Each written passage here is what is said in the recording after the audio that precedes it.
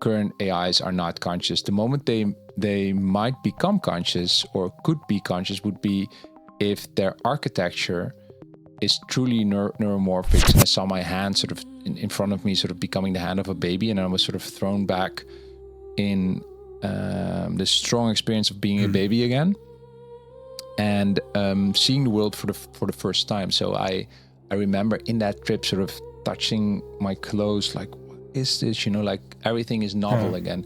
I had the pleasure of talking to Hans Busstra. Hans is a Dutch journalist and documentary filmmaker, worked for several public broadcasters focusing on science and technology. In 2020, he released Technology as Religion, a critical documentary about the materialist assumptions behind the idea of conscious AI, featuring interviews with Sir Roger Penrose, James Lovelock, and Bernardo Kastrop. Sort of Ray Kurzweil's transhumanism is the idea that you can just scan your brain and upload it into the cloud and live forever. I found it just like scary, like sci-fi thriller stuff. So that really got me into that topic, and I wanted to make a film about it. And I wanted to do it in a sense like how I criticized Christianity on its dogmas that I didn't believe. I was like, okay, let's find out what the dogmas of this new faith of dataism are, and to see if they hold any water. Today, Hans hosts the Essentia Foundation's YouTube channel, where he speaks with leading thinkers in physics, neuroscience, and philosophy about the possibility that reality is fundamentally mental, not physical. This dance of knowing that, yes, I'm an incarnated being, but I also transcend that. If I can dance between those two positions, I very probably am closest to what the meaning of it all is. And that's exactly what we explore together in this interview. In our conversation, we don't just talk theory, we also explore his personal journey from a rather conservative religious background into the world of science, and from there into the study of consciousness. Cool. The funny thing that happened was that people were just not interested in any of those rational arguments. They just wanted to hear me, but do you really feel God? Yeah. And just wanted this emotional. And that sort of really threw me, I think, a bit in a crisis where I sort of really, was like, what have I been defending? Right? What have I been defending all this time, and do I really believe it or not? We discuss how this arc can lead back into a new, maybe more mature form of religion or spirituality. It's all here. It's all contained here right now, with the pure beauty, and it's everything is in it. That to me is just awesome if you can get there, right? Hans, again, a very warm welcome to this channel. I'm absolutely grateful that you took your time to be here right now, because you are the host of Essentia Foundation's YouTube channel. And for myself, I really appreciate the way you interview bright minds of science and philosophy right there. And it always feels like a kind of journey beyond boundaries of one's own thinking, kind of that. It's really interesting, fascinating what you're doing there. So thank you that you're here. Happy to hear that you like it. Absolutely. Yeah. No, like I mentioned before our conversation started, it's somewhat of an honor for me to be interviewed. I don't usually do this, but we had a very nice pre-conversation. So happy to answer all your questions and see where we end up. Yeah, and I'm really looking forward, because the whole thing became even more exciting for me when I discovered parallels with my own past in terms of religion, religious influence, and your questions, your doubts, your journey into consciousness. And I think it was all about the last 10 to 15 years, the most important time where all these changes were. Yeah. Yeah, that's true. Okay. Let me think. I graduated from film school in the Netherlands in 2010. And that was also for me a moment, when in film school, you do a lot of sort of soul searching, right? What are the stories I want to tell? And it was like this very artistic environment also a bit atheist, I'd say, in those days. And I was at that time still very much a Christian, or I thought myself to be like a devout Christian. But during those studies, I really realized, and sort of reflecting more critically on myself. So I sort of started to lose my faith a bit, and I made a film eventually after film school about that, called The Invisible Friend, De Onzichtbare Vriend in Dutch. And that started, I guess, this whole journey that in the end led a decade later to me doing this podcast for Essentia Foundation. I'm working full-time for Essentia. Yeah, and we come to this documentary. It was fascinating to see, really, and very emotional, touching for me also. But also the other documentation after that, Technology as Religion, we go into that. But you're a filmmaker, so I thought about if you would... if you had to create a teaser for the movie of your life right now, so far, what would us await in this teaser?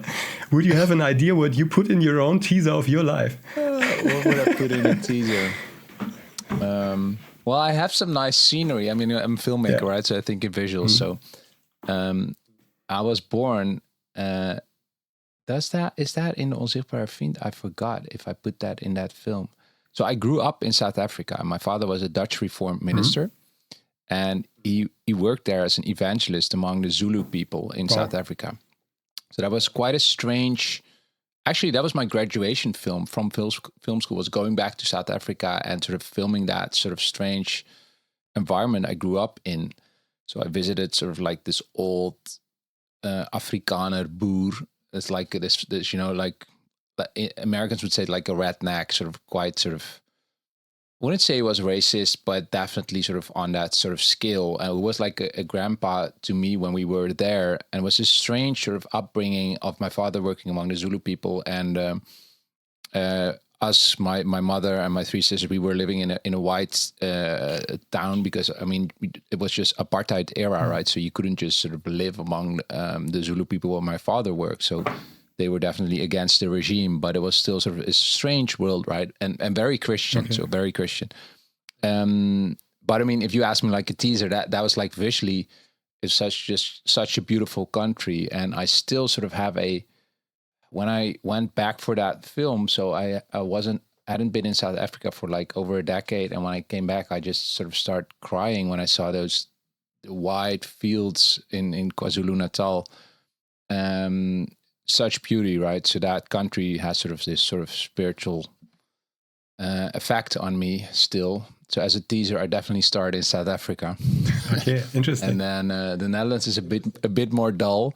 But I must say, I have found sort of after living quite a long time in Rotterdam, a big city, second city in the Netherlands, I now live in Dieren, which is like a small town in the eastern part of the country with forests, and I walk a lot. So I definitely film myself in nature walking. I guess I would put in sort of psychedelic stuff, because the psychedelics have definitely sort of brought me back experientially on a spiritual path. We'll talk about this later. Yeah. Interesting. I'll put my kids in, I guess. Yeah. Family man. What kind of music?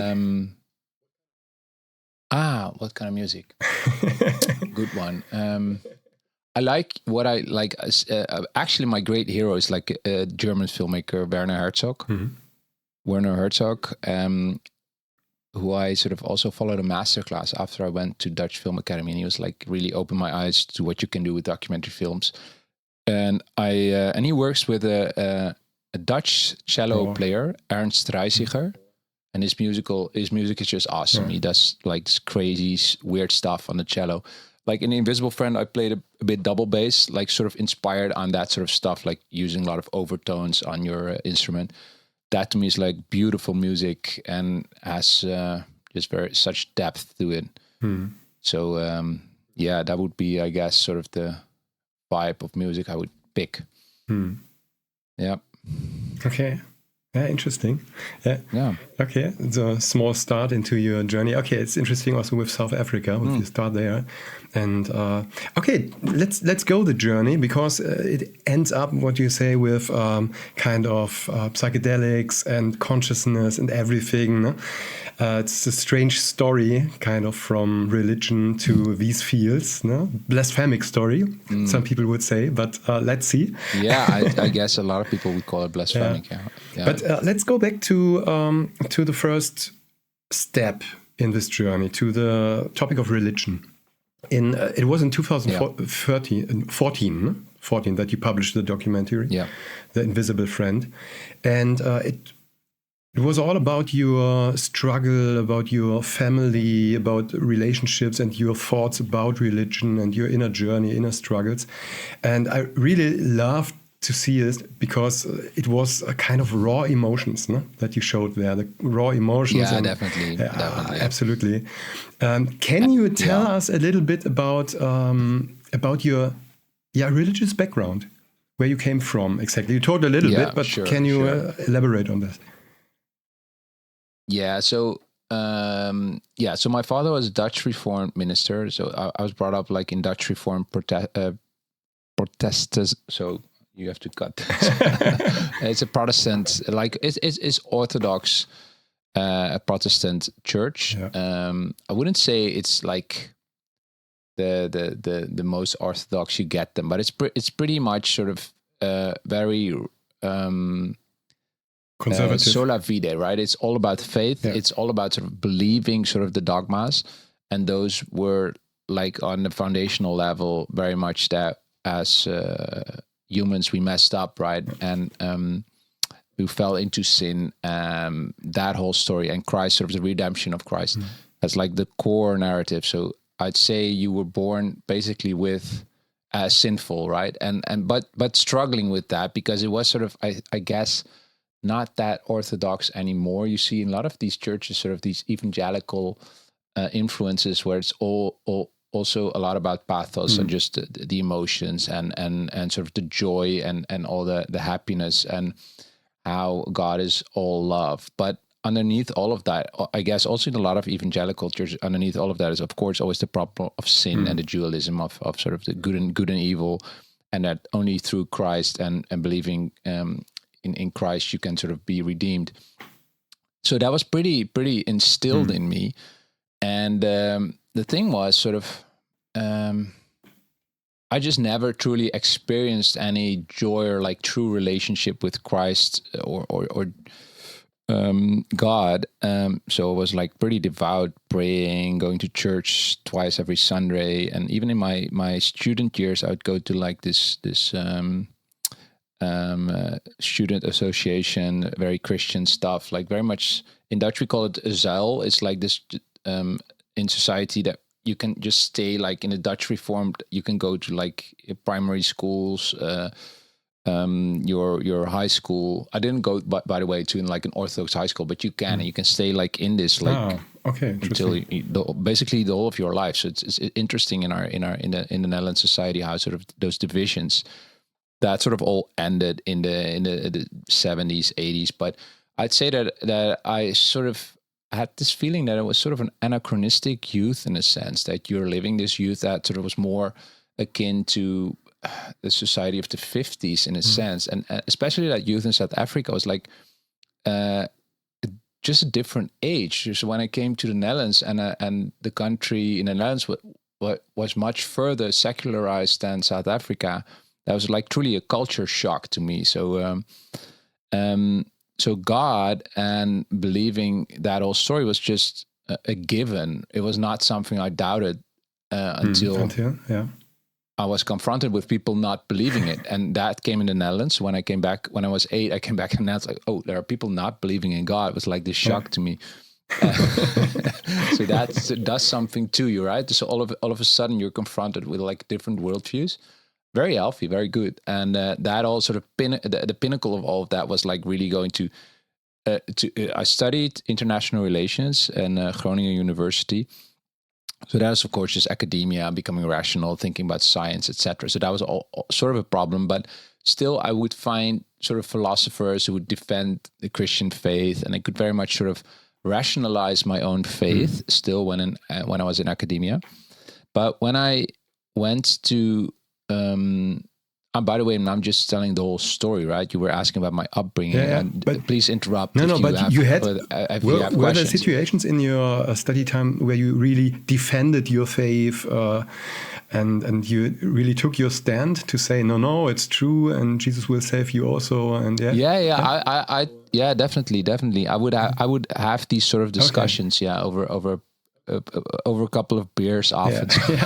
Then you get these heated sort of debates. And I would sort of really truly defend that sort of atheism was not a rational viewpoint. And I would read like Blaise Pascal, Pascal's wager, right? It's better to just bet on believing. And I truly rationalized it. Apologetics, or how do you call it, sort of the field of study in religion that focuses on defending faith. I guess I would have been sort of a pretty good student at that. I didn't pick that, but I was always sort of very well aware that it was something that I needed to defend, and I very rationally did so. Rationally or emotionally? Was it really, were you feeling? It was driven emotionally, of course. Of course, it was driven I think, of course, like psychologically, just wanted to sort of don't let my parents down, and on a very deep programming level, just be a good person, because I had been programmed that if you lose faith, you lose everything, you lose just your existence basically. So no, definitely emotionally driven, but very much rationalized through certain philosophies and just sort of and I guess when I went to film school, the funny thing that happened was that people were just not interested in any of those rational arguments. They just wanted to hear me, but do you really feel God? And just wanted this emotional. And that sort of really threw me, I think, a bit in a crisis where I sort of really... Interesting. Yeah, it was like, what have I been defending? Right? What have I been defending all this time, and do I really believe it or not? So that journey started, and it continued after film school, and that led to that documentary, De Onzichtbare Vriend, Invisible Friend. Yeah. Okay, and when you made the documentary, it was down in the valley of your thoughts and emotions and your struggles. Yeah, pretty much. I was really depressed. You can see that in that film. Between the scenes, you can see I'm struggling. Yeah. Now I can really laugh at it. So I already at the end of the process I could laugh, but because it's also just. In Dutch, we have this saying navelstaren, just watching your own belly, too much focused on yourself. It's also just this phase in adolescence where you're sort of so drowned in your own psyche and making sense of life. And it's also sort of just a reflection on that. And I can now truly laugh at that. But being in it, I was truly depressed, and I was doing psychotherapy, so I was really struggling. So the film, in a sense, it was like therapy, right? It's like therapy. Yeah, and I felt it because, same with me, I had a kind of similar experiences with leaving Jehovah's Witnesses past 7 years or something. And that's also... but I'm curious there, because that's also hardcore stuff. I guess much more so even than my church, because what I hear stories from people leaving Jehovah, that's much more difficult, I think.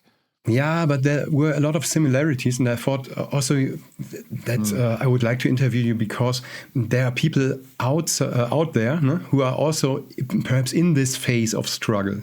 No? And it's great that you say now you can laugh about it. No? For me, it's the same. Hey, I'm fine with it. It's okay, and I have my peace with it. But I think there are a lot of people, perhaps, who are in a struggle to find what's the correct worldview. No? It doesn't have to be religion, no? But perhaps a worldview you have about everything, politics or whatever. And in the documentary, for example, there was one situation where you talked with your parents, no? And I remember we were sitting on a table in the kitchen, I think. No? Yeah, exactly. And I don't know, how did you cope with that back then, with your questions? How did it affect the people around you? Is it, how's it now? The making of the film, you mean? The filmmaking itself? Or that's a strange thing of making ego documentaries, that you sort of by doing it sort of, it's like the observer effect or a measurement problem. Like in filmmaking, the fact that you're doing this measurement influences, of course, what you're doing. I think it was for me a way to do it. It was a way to enforce these sort of. I used the camera, I guess, as a I wouldn't say a gun. That's not the right metaphor. In Dutch, I'd say breekijzer. I don't know the English word, like to break open icebreaker. That discussion. So the camera, like icebreaker. Yeah, that. The icebreaker, the ship, or like what burglars use to break open a door. Okay, yeah, yeah, I know. Yeah, Brechstange. In Dutch we call it like breekijzer. Yeah. In Germany it's Brechstange, break. Iron. Yeah. So the camera was my Brechstange. To have that discussion with my parents, but of course it's weird when you're in it. So. And for me, story, that's sort of just the beauty, I think, of the work as a filmmaker, that you can use story sort of as a tool or as a therapy. So for me, it was really about sense making, and the process of that documentary, just making that film, was sort of also just sense making for me of it all. But of course, it was pretty weird to have that discussion with my parents, and I can see. It's to me later on, I was much more angry at my father for the fact that he had, but this is my personal view. I'm now very much okay with my father. I love him and we're good. But I saw there that sort of faith and just the believing the story of Christianity really stood between us. And as a parent now myself, I then wasn't parent yet, but now I am. I find that such a unnatural thing, in a sense, to put like a whole sort of catalog of beliefs and dogmas and story, basically, because that's what it is in the end, between you and your child. But that was his upbringing and his belief. But that's sort of the power of metaphysics. And I was like, phew. So later on, I was much more angry at it. But at the moment, I was still, I think, I just wanted it so badly to, up until the halfway making that film, I somehow thought I'm going to go all the way for Jesus. I was like, I'm going to get baptized and become this sort of devote my whole life to Jesus. I was still going for it, but I mean, I think everyone around me, my non-Christian films making that film, already saw, Hans, you're going to leave the church and you're going to drop your faith. For them, I think was already a done deal. But I was in it, and I still wanted it so much. Yeah, I remember. But also, I must say just one more thing. The filmmaking process is also works dissociatively, because the fact that you're making a film about it always puts you makes you psychologically take a step back and become an observer of your own life, which is like an unnatural, strange thing to do. It's a sort of dissociative process also. So it was also a weird experience in that sense. It's a kind of similar with writing a journal. No? When you write a journal every day, you can read about your own life, about what you experienced, and you dissociate from your own standpoints. No? Yeah. It's like what you say. It's a kind of therapy. Then.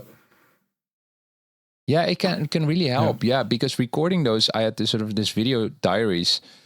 That really helped me in the process to just sit down with the camera and talk right into the lens and share my sort of emotions. And sometimes I would sort of, in one session of 10 minutes, I would sort of almost like literally cry in front of the camera because I wanted to believe, but I didn't feel God or whatever. And then like 5 minutes later, I would laugh at myself also, which is like a real healing experience in a sense, also strange as it was. But yeah, because indeed, as you say, it was a form of journaling. Could you tell one story? Because for the listeners, the channel here, for myself, I say I'm a Christian, but kind of very strange Christian, I think, with all the things you also studied the last years. And but whatever.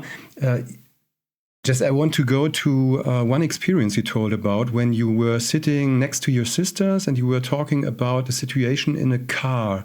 You were driving a car, and this was a really emotional situation for you. And I found it very interesting as a part of your journey. Would you like to talk about it? Yeah. I have to really remember. Indeed, I think it was. I was following this for the film, and it didn't end up in the film, but I think it was sort of that was really a spiritual guide, someone who influenced my thinking when it comes to Christianity quite a bit. His name was Frans Horsthuis, and he was like a Catholic priest who had left the Catholic Church when he was 40. And at that time of filming, so in 2014, he was already 90 years old, so 50 years back. So he must have left the church in the 70s, I think, because he wanted to live, as he said, he wanted to really follow Jesus. He said to his bishop in the Netherlands, and he wanted to live without money. So he said, I don't want any wage. I don't want to live anymore. I just want to live without money and give up all my possessions. And that was like a strange thing because it was like a priest. And so he sort of got the blessing of the bishop to do so. And then he started just like a nomad priest traveling Europe. And he founded these small sort of communities of people inspired by him because he wrote. And it was like really a mystic in a sense. And I met him in the Netherlands and was fascinated by him. And his big example and own spiritual teacher was Francis from Assisi. Mm-hmm. The 15th century, 14th century mystic. Now I don't have to. We have to look that up. I don't know the year. In Italy, and I traveled with this priest to Assisi in Italy, and was on the way there because he was already there, and I was driving there, and I was like also fascinated. That's also I think how I came up with the name of the documentary, Invisible Friend, because they say Jesus is your friend, etc. And I was like focused, but he's so invisible. But there was this moment indeed on that journey that I had a deep sense of Christ sitting next to me in my car. But the moment I say it right now, I cannot go back to that feeling, but I know at the moment of filming, I was pretty emotional about it still. But I now think it was also me really wanting to experience that. But I did experience something like that. Yeah, this experience of being in the proximity of Christ, and that was very much also influenced by this priest Frans Horsthuis, who was like also very nice for me because he was not Protestant but like this Catholic and much more mystic. Yeah. But indeed, I talked to it with my sisters who all have in their own way sort of, I wouldn't say, they left the church, and two of them, my oldest sister, I think she's closest to sort of still believing, but we all sort of lost our faith in our own way. Yeah, it was fascinating to see, or interesting, and you I think you said for you realized when you were in the car that for you Jesus was very weak in this situation. Something like that. That's it. Yeah, that's was it right? Yeah, that was it.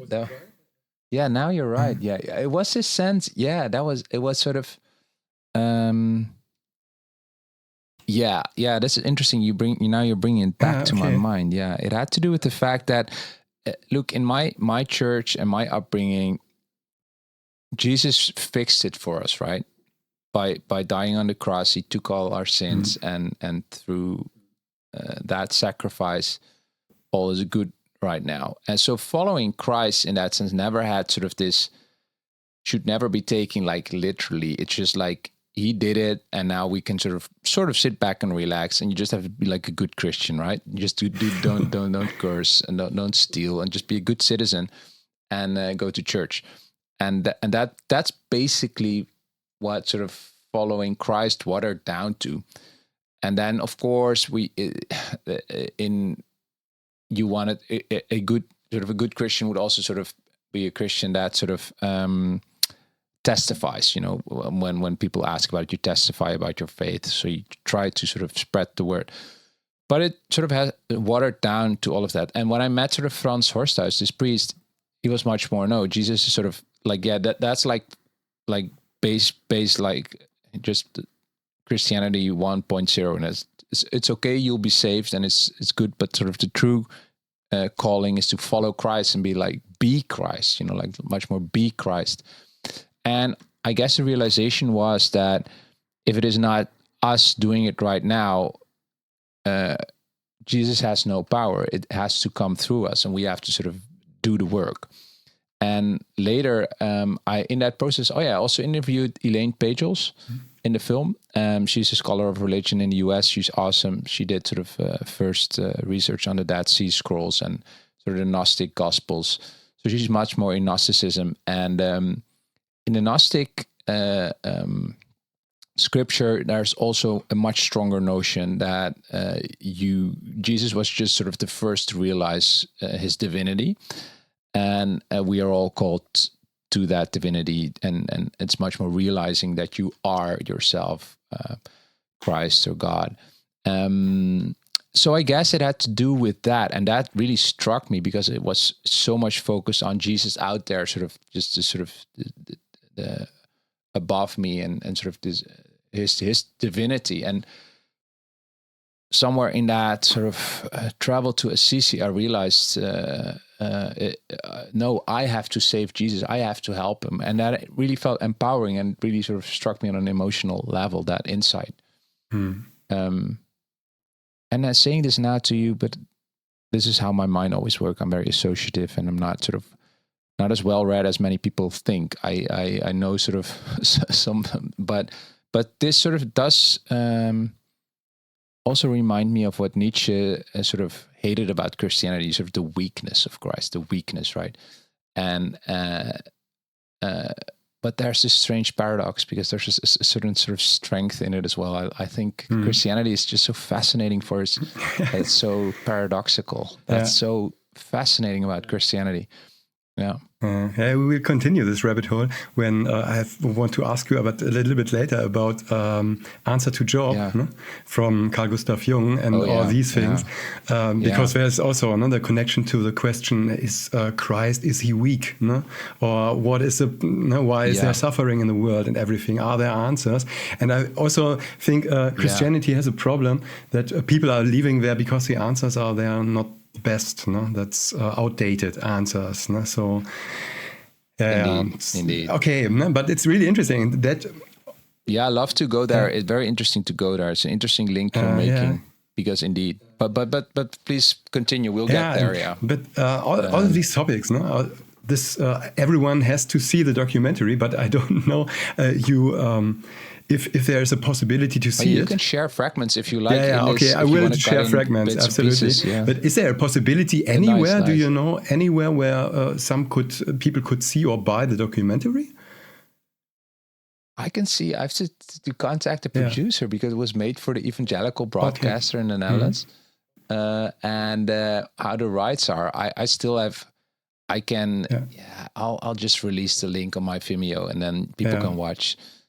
So we can put it in the description and see if the film gets another life. It would be funny, because at that time it was like a strange film, and it had some screenings and it went to some festivals, and I was proud of the film, but I was also so tired and done with the whole subject of that film that so it's funny now for me that a decade later I'm sitting down with you talking about it. It's just funny. Because your work at Essentia brought up, for me, when I watched all these things, brought up the connections to Christian religion for me. You know, there were a lot of things that fit very good together, and so I researched and found that you had a documentary, and wrote the email to you, and you kindly gave me the link so that I could research it and see it, and it's really fascinating. A question to the documentary, to the beginning and the end.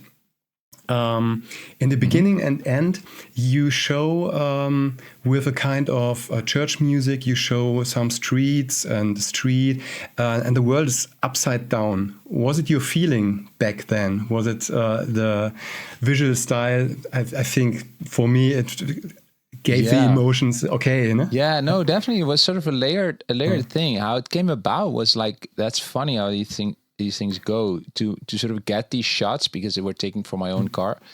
I mounted a camera, and the only way to mount the camera and do this, get these stable shots, was to mount the camera upside down. So that was sort of, and I thought, oh, no problem. In post, I'll just turn the image around, so no problem there. But then with the editor, we watched this and like, shit, this is beautiful. Yeah.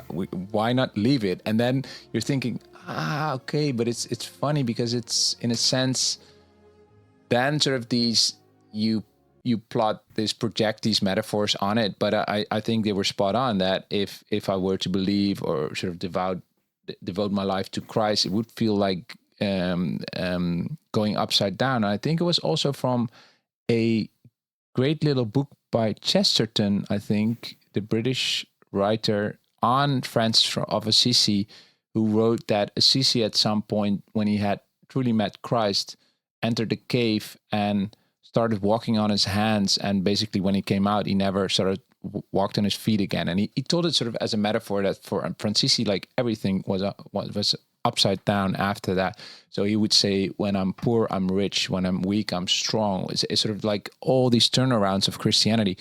So that sort of, when I thought about it, okay, yeah, amazing. Let's leave these images like this. And they are sort of, for me, a metaphor of what sort of the spiritual path and being a Christian is really about on a deep level. So it was a happy coincidence. The upside down. Yeah, indeed. Synchronicity. Yeah, and I always loved that. I'm really much, I cannot sort of make films or even the conversations I do, you have sort of an outline and a plan, but the most beautiful things just have to sort of come about when you're just playfully sort of making a film, and then you get sort of this presence, these sort of things, unexpected serendipities that come into your film. Yeah. In your film, you said you were a ja maar person in Dutch, no? Yes, but person. Is it kind of your personality? Yeah. Did it change after that, or are you still a kind of ja maar, yes, but person? Ja maar.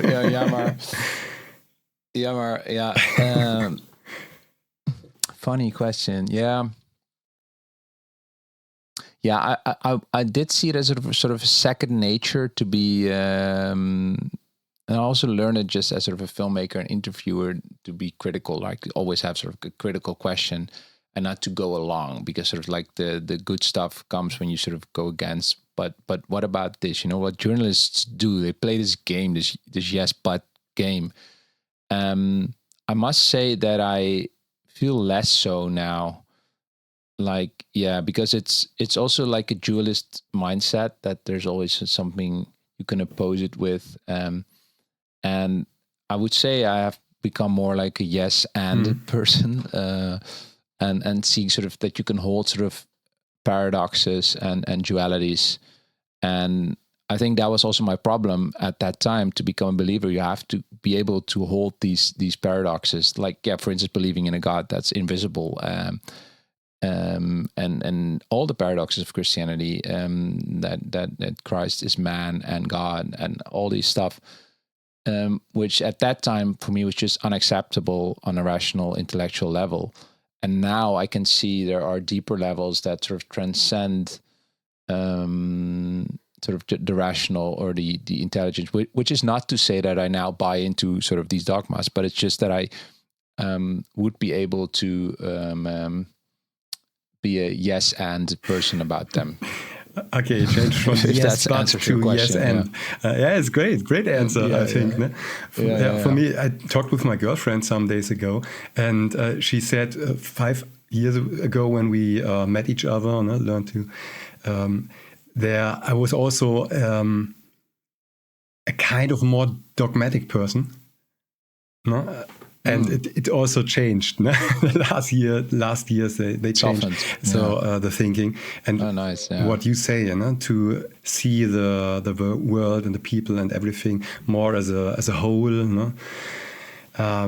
How everything fits together, and to be in peace with contradictions sometimes. You know? That's indeed. There's a theologian, Michael Heiser. He always said, "When it's strange, it's important." So don't worry about it. No, when it's strange, there's something interesting hidden, no? in the texts. So, Interesting. And I like it. This quote, not only for theological, religious stuff, but also for science and philosophy, and when there are contradictions and daily life. then it's really interesting. Yeah, and let's go there. Interesting, because you said, one question to your documentary, the first one, because you said something like, what have I here? The loop that the film has created will continue. That was a quote from your movie. I literally use a loop station, and I still play with it, sort of this device that lets you record sort of music layers on top of each other. And this week I had a meeting in the Netherlands where they also showed a bit of that film, and I was surprised again of how beautifully that works. That sort of that piece of that equipment to sort of loop music and play around with it. I do think sort of that you're just going through cycles in your life, and the cycles do get bigger, and it takes you longer to get back, and you sort of transcend it, but it is still a cycle. And I must say, it even sort of,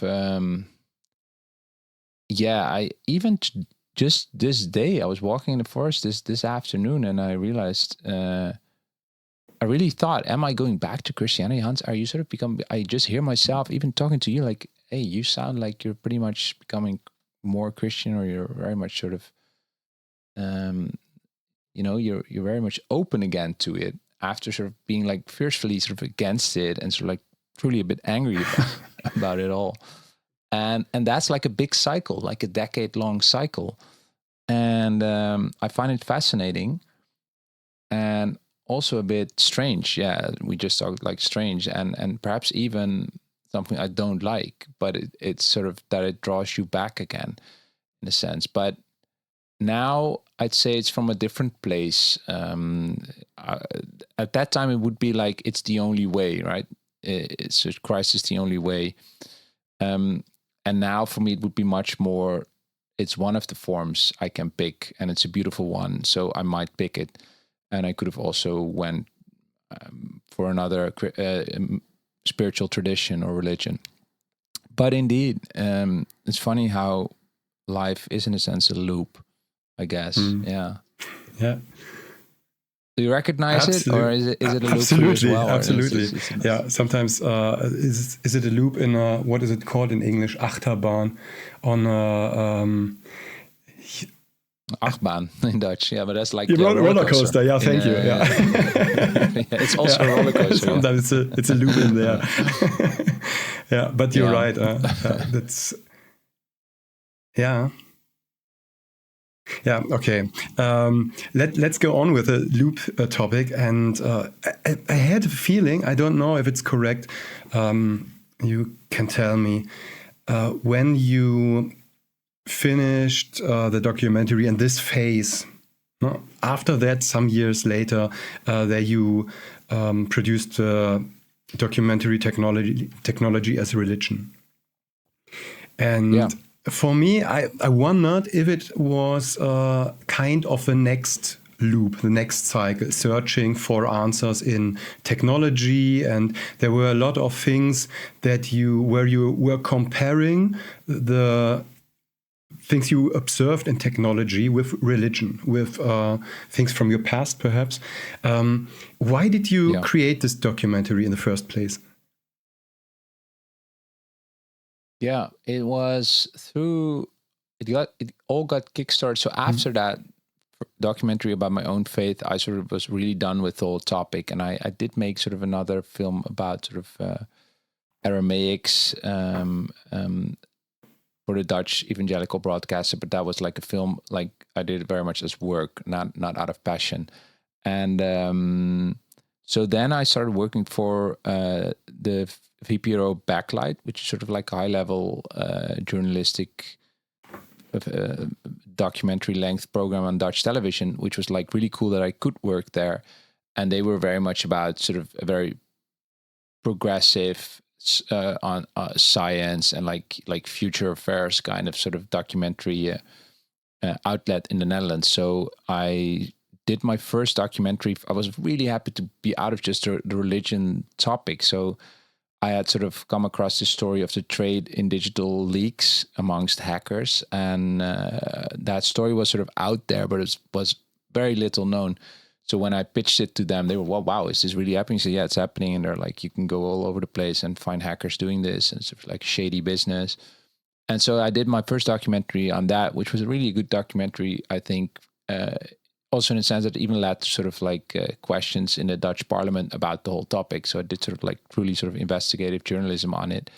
But it got me into technology. And I still remember when I, during that film, I visited Las Vegas, where you have a DEF CON. It's like the biggest gathering of hackers in the world.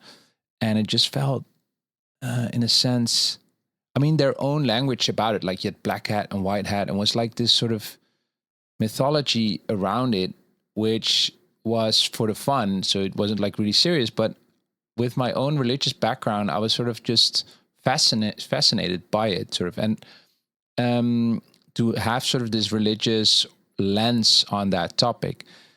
And then a couple of years later, I read Noah Yuval Harari's Homo Deus, sort of the book, sort of, he had written that very beautiful book, I think, Sapiens, on just humanity and how we are storytellers. And he has this sort of, in a sense, I'd say, cynical view on religion as sort of just stories we tell ourselves on how to use technology, right? So in his analysis, for instance, the monotheistic religions came about not accidentally at exactly the same time where humanity had discovered the technology of agriculture.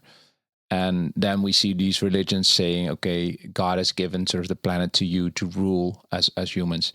So for him, that was like a story we invent to legitimize our newly acquired powers or technology. Mm-hmm. And with that lens in that book, he describes that now, with the advent of algorithms, basically, that data is the new God. Sort of truth is to be found in data, like dataism. And I found that super fascinating. I was like, wow, this is like the new religion. And my attitude was that I didn't buy it. I was like, this is like a materialist faith, and I just don't. It feels scary, you know. And I when I sort of Ray Kurzweil's transhumanism, is the idea that you can just scan your brain and upload it into the cloud and live forever. I found it just like scary, like sci-fi thriller stuff, and not something that really inspired me or whatever. So that really got me into that topic, and I wanted to make a film about it.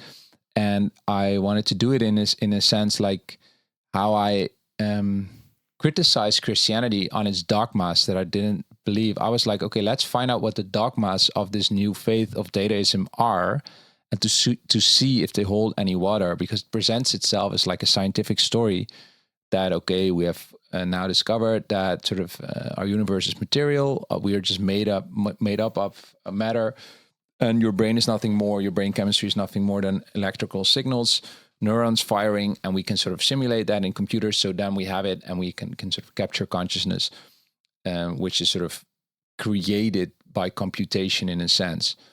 And so I started researching that, and then I came across Roger Penrose's work, and in the end also Bernardo Kastrup, the director of the Essentia Foundation, and of course a well-known philosopher. And that was like, for me, like eye-opening stuff, because now I sort of saw that the whole scientific worldview, that I wouldn't say I had embraced it, but I thought it's your only refuge after leaving sort of faith. Okay, shit, now I have to be sort of a materialist. I have to just believe what science tells me. And that whole film made me realize, okay, but that sort of has all these metaphysical assumptions that have nothing to do with what science is really about. It's metaphysics. And as Bernardo sort of points out in his work, it's sort of sloppy metaphysics in a sense. Even it's flawed. It has like fundamental problems to it. And the biggest one, sort of the hard problem of consciousness, that sort of materialist science cannot account for consciousness. And the whole idea that it can be computed is sort of highly questionable. I'd now say it borders on sort of impossibility. Hans, I have to interrupt you because you have opened so much topics that are every topic for itself is absolutely interesting. And no, you don't have to say sorry. It's absolutely fascinating. But I just want to go back a step to what you said about Ray Kurzweil and this topic there. Yeah. Because what would you, from your viewpoint, when you compared it to your religious background, were there similarities where you would say, okay, some people don't know the religious faith, the Christian faith, no? And topics like resurrection or anything, no? People are not everyone is in this. But have you seen their similarities? Yeah, of course, definitely. So I guess the biggest one is sort of just transcendence. That sort of Christianity promise you sort of transcendence in the sense that you'll live after bodily death, and you'll be resurrected as sort of a new person, sort of to live in heaven. And I always found sort of the difficulty in Christianity that sort of it's very vague about that. And probably I'm not enough of a theologian because there are amongst your viewers or perhaps people who know, it's a pretty clear picture of what Christianity promises you. But to me, it was always pretty vague what we're really talking about. But I mean, on a sort of a meaning level, it was very important that sort of this life, even if they're suffering, you will sort of be as a good person, as a good Christian. One day all your suffering will come to an end, and you will live happily ever after.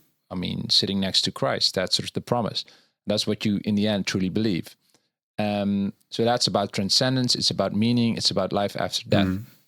Now, in sort of this techno-utopian view, you get the same, but now you don't get it through Christ, but through technology. Because now, because we know what consciousness is, we can scan your brain, save all your memories, your body that on Earth sort of might die. We can sort of get you into sort of a robot or a humanoid sort of new body. So you get this whole transcendence, you get this life after death. But I'd say on a meaning level, it's definitely more problematic because there's not a real God, and it's still about you and yourself. So that's of course much more difficult. But there are sort of definitely a lot of similarities. And the fun thing is that there are Christians who are even sort of branches of Christianity that really buy into this techno-utopian view, that really think, for instance, that's the plan of God, to resurrect us through technology. Because if you look at it, technology is also part of the creation, and sort of it's all God's plan to sort of just play out this thing. So there's this funny and strange overlap between Silicon Valley and sort of Christian transhumanism. And I think it even goes back in the 19th century, where sort of the first ideas, I think now I'm on IC, I forgot the thinkers, but it goes back quite a while, this whole sort of transhumanist view.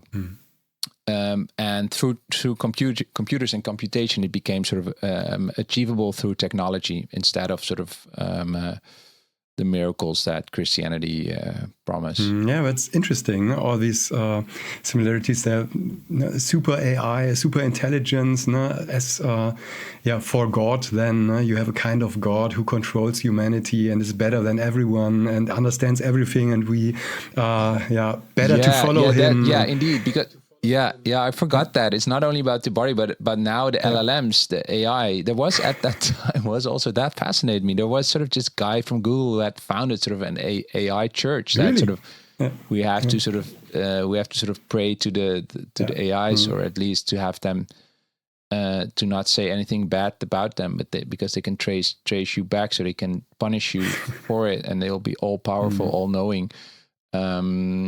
they'll know you better than you know yourself. All those dataistic promises.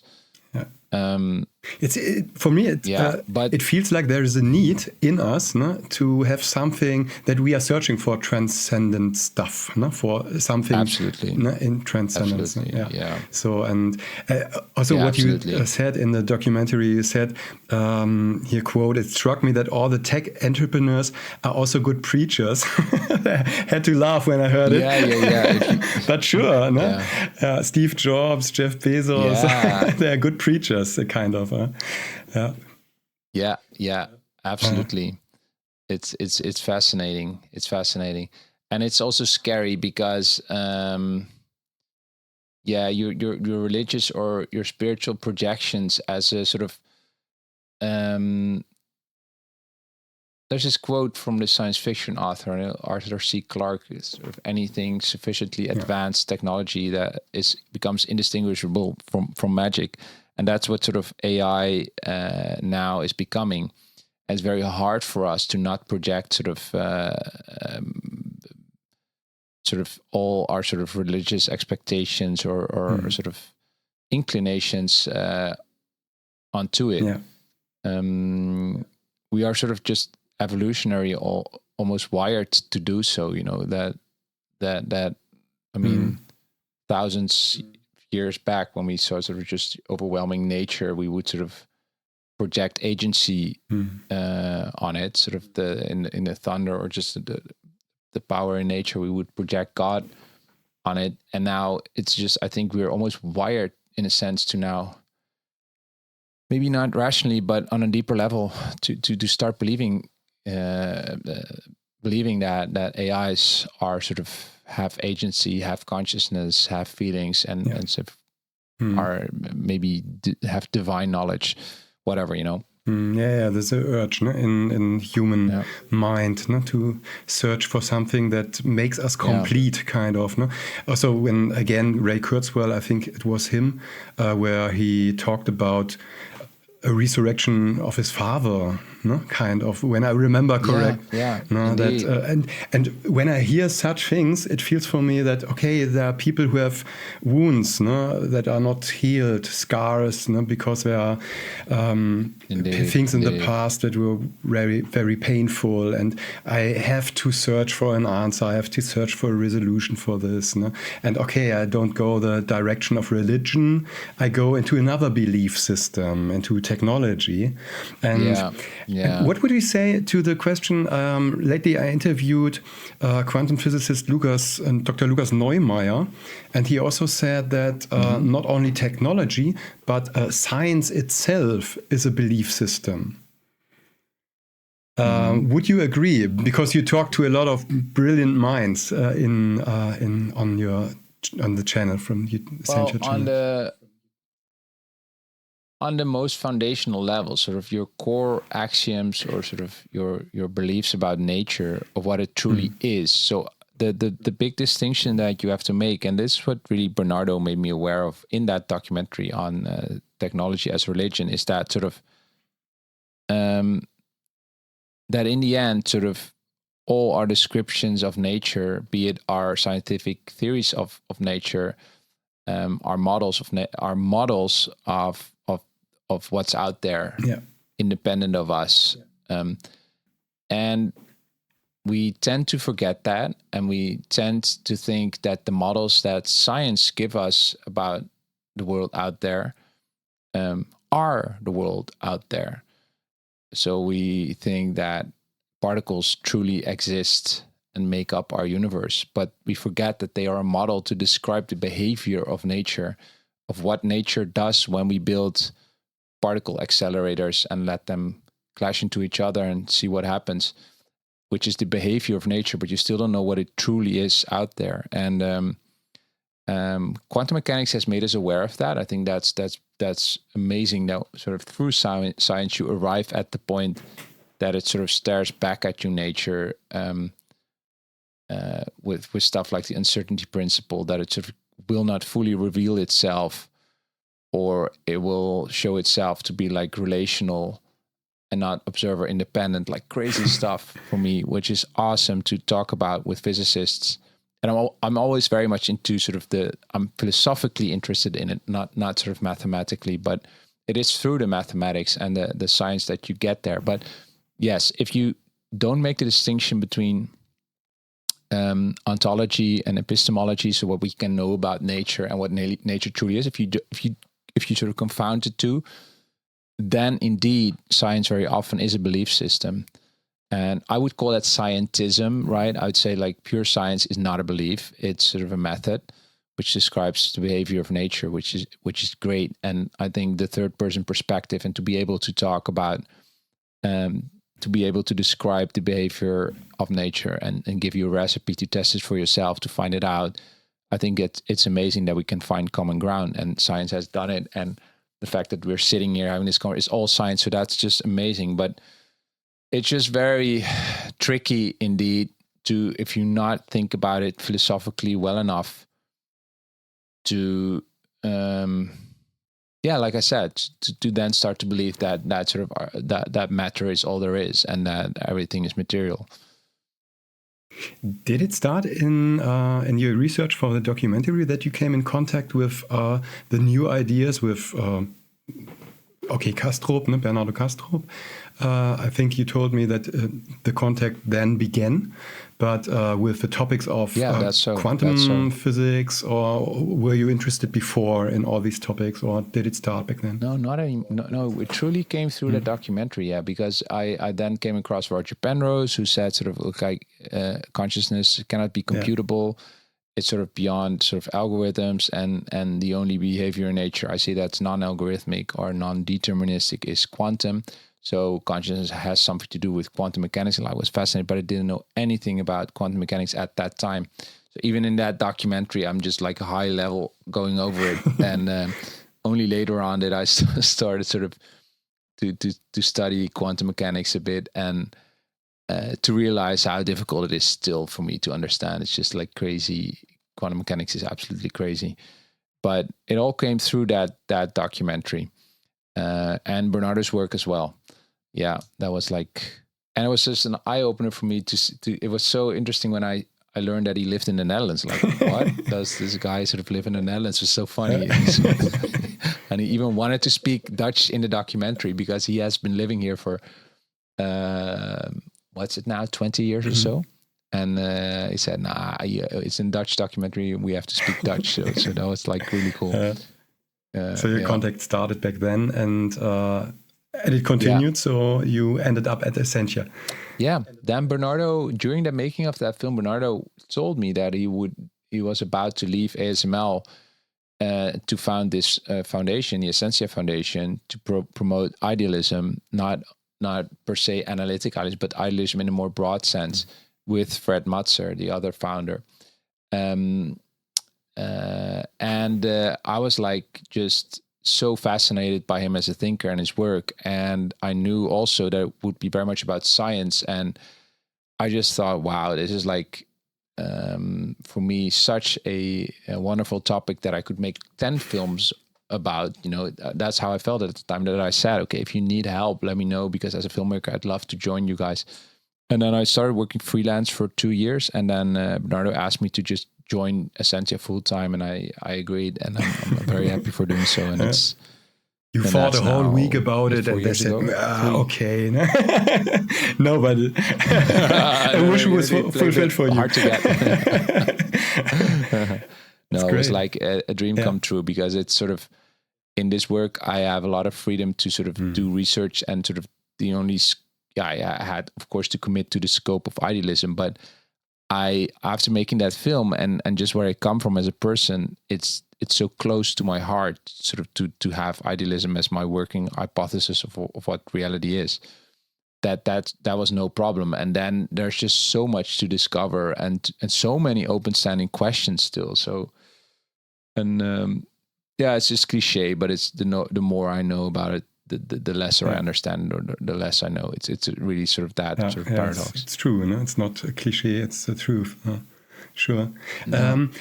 One step back because one question I want to ask you: when you talked about Sir Roger Penrose, no, and all the things with AI, your viewpoint right now, from what you have learned about consciousness, about everything, do you think that AI is a kind of life form, or AI is conscious, or what's your viewpoint?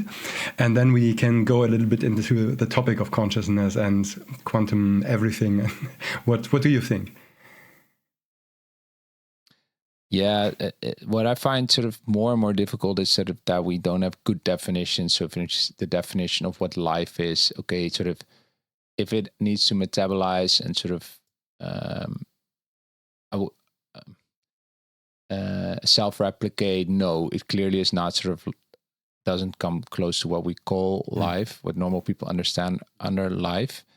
And when it comes to consciousness and our best understanding of it, I also say it's sort of a fantasy to think that that computers can think or are conscious.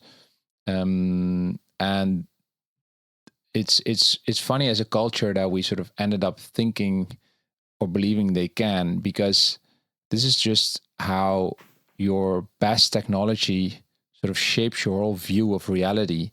So for instance, when we had clocks, the universe was like a clock. And now the universe is of course a big computer, right? And everything is computable.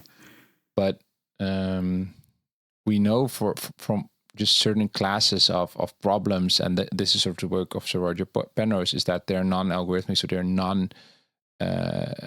Turing. So a Turing machine, which all computers still are, all our AIs are still Turing machines, cannot solve certain classes of questions. And don't ask me about all the details here, because I also have to work with just the questions I ask the experts, right? I'm not the expert here.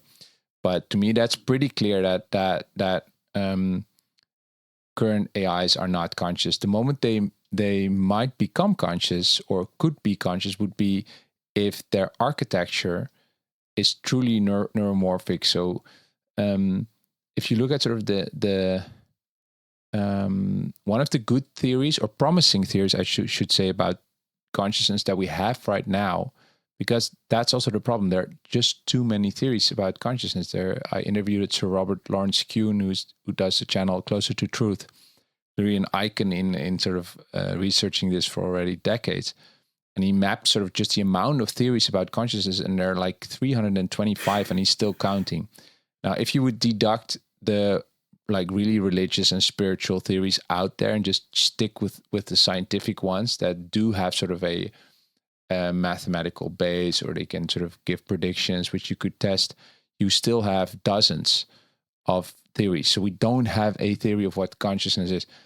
But if you look at promising theories of consciousness, one is integrated information theory by Christoph Koch and Giulio Tononi, which from a clear set of assumptions comes to the conclusion that what consciousness has to do with the interconnectedness in a network. And it is not the computation, but it is the interconnectedness of the network, which in our brains, one neuron is connected to, also fact check me here, please, but I think thousands of other neurons.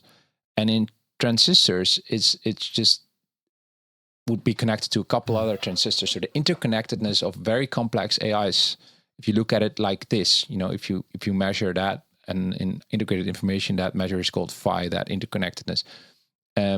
It's like extremely low compared to the human brain.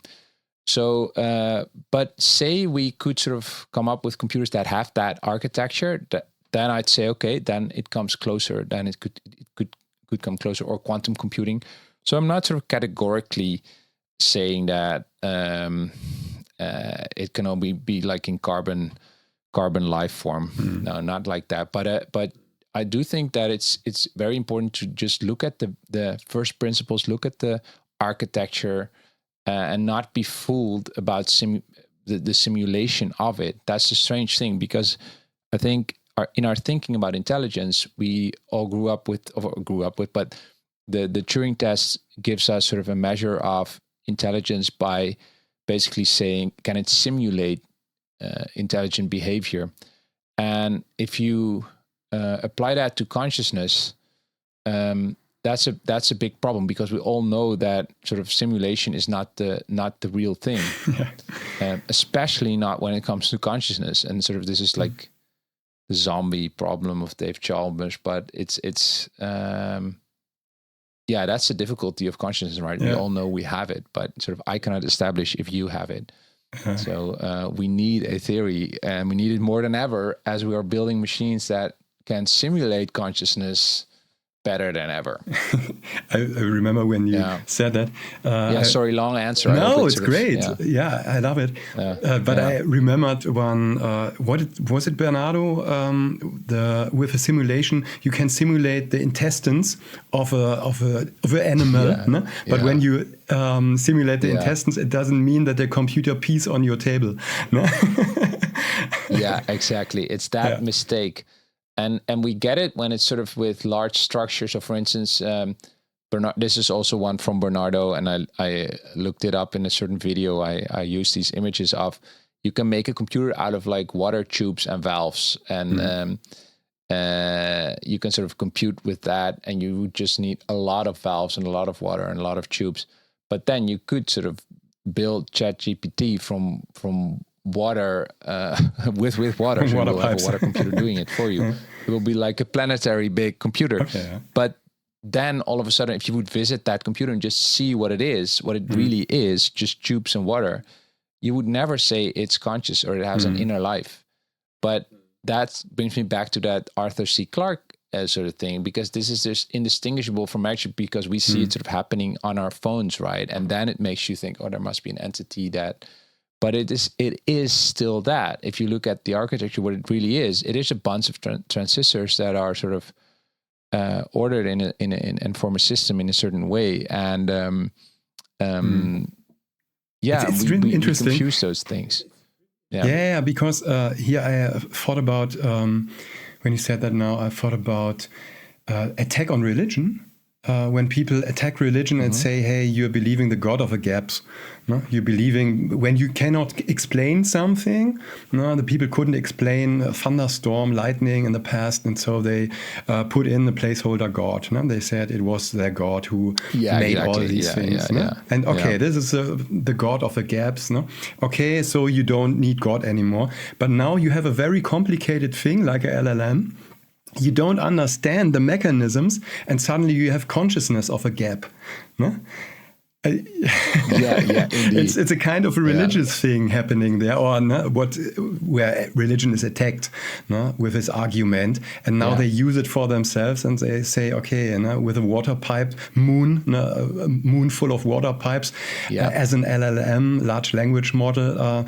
This is now suddenly conscious because I don't understand. You're just like complexity, and a miracle, and we have consciousness. That's indeed sort of the fallacy in thinking there.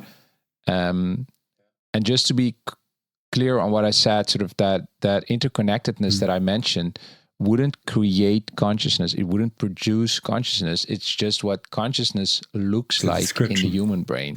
So so that's really important, because I'm not I don't think that computation or matter creates consciousness. This is of course echoes also Bernardo's position. Christian Koch, also with IIT, would be kind of attribute of consciousness, what he's describing there. Yeah, that's a bit where integrated information theory becomes difficult to understand, that it's sort of on its metaphysics is absolutely not materialist, and it takes consciousness. It starts with consciousness, so in that sense, it's pretty idealist. But from there on, it's just a scientific theory that sort of describes that if you look at sort of the what consciousness is, how we experience consciousness, it then tries to sort of map that one-to-one on sort of brain states to say, okay, what does the substrate look like when I have a certain experience. And then it says it doesn't have to do with the computation going through it, but it has to do with the interconnectedness of the network.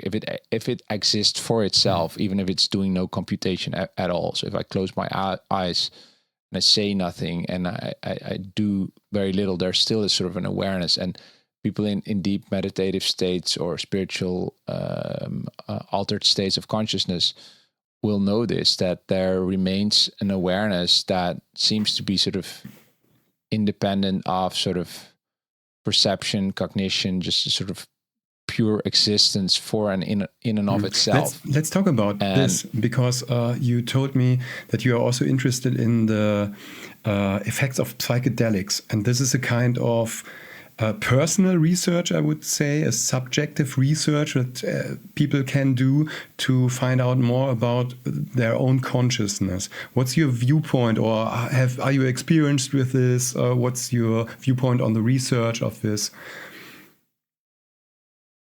Yeah, it's fascinating, the whole psychedelic research, and it's also been growing so fast, right? There's this whole renaissance in psychedelic research, and yet this beautiful book by Michael Pollan, sort of how to change your mind, and also just the clinical studies and all the positive effects it has sort of on depression, anxiety, PTSD, ADHD, you just name it. There's so many studies currently being done with psychedelics, and it's very promising. And I started researching it actually not that long after finishing that documentary.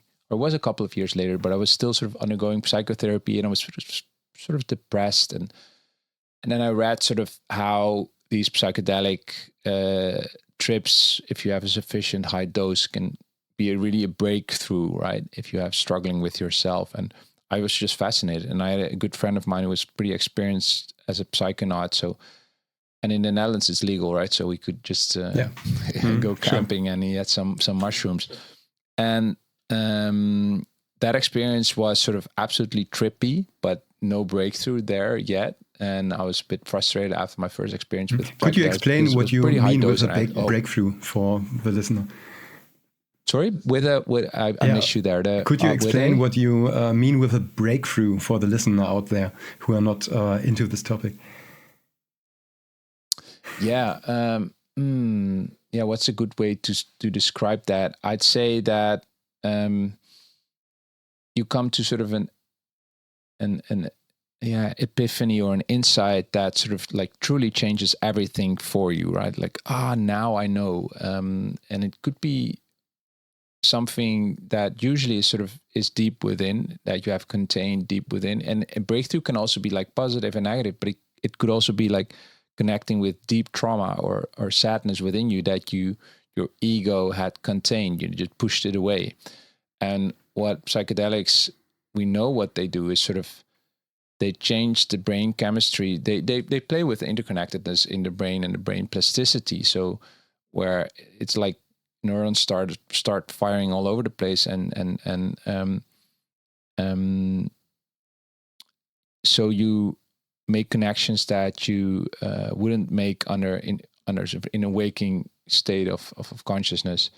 It also sort of reduces what they call the default mode network, where the storytelling about yourself happens in your brain, and the default mode network gets tuned down.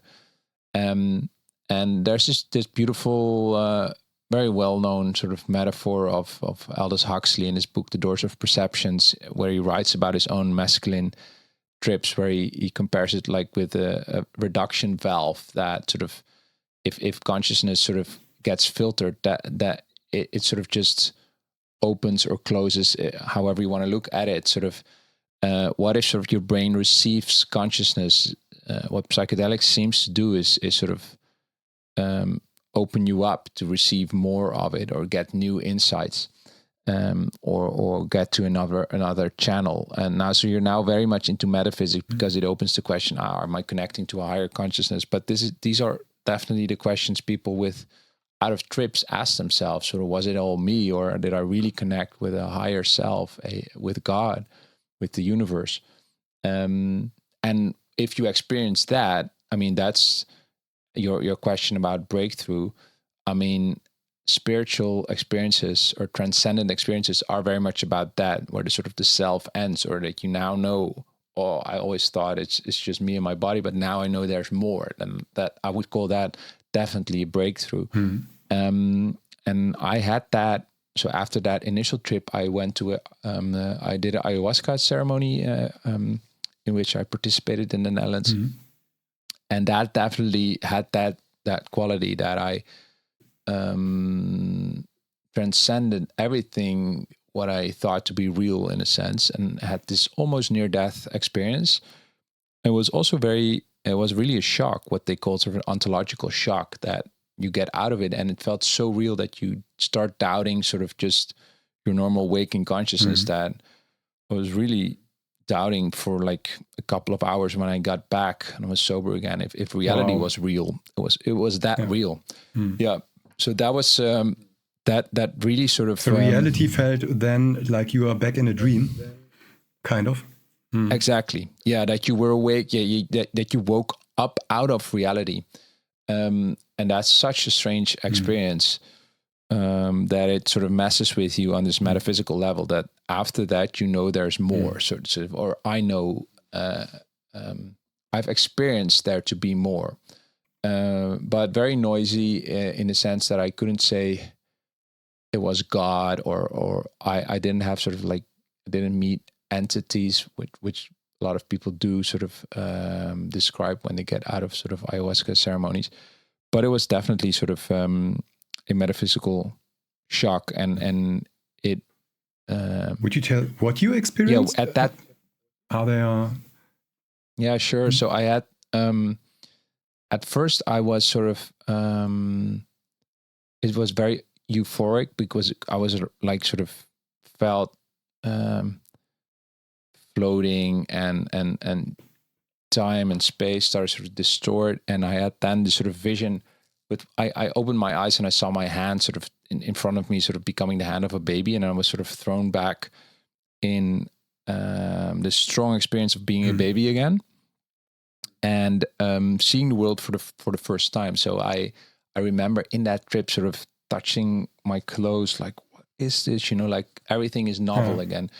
And now afterwards, when I said what I told you earlier, that it's sort of it if psychedelics reduce or tune down our stories about reality, that definitely makes sense, because very often you don't look at the world anymore because you predict it, because you saw it yesterday. So you have a story about the world, you have a story about yourself, you have a story about people. And when all those stories are sort of just smashed by that substance, you see the world anew. And that was like a profound, beautiful experience, to be sort of, in a sense, reborn, right? So that was just pure beauty.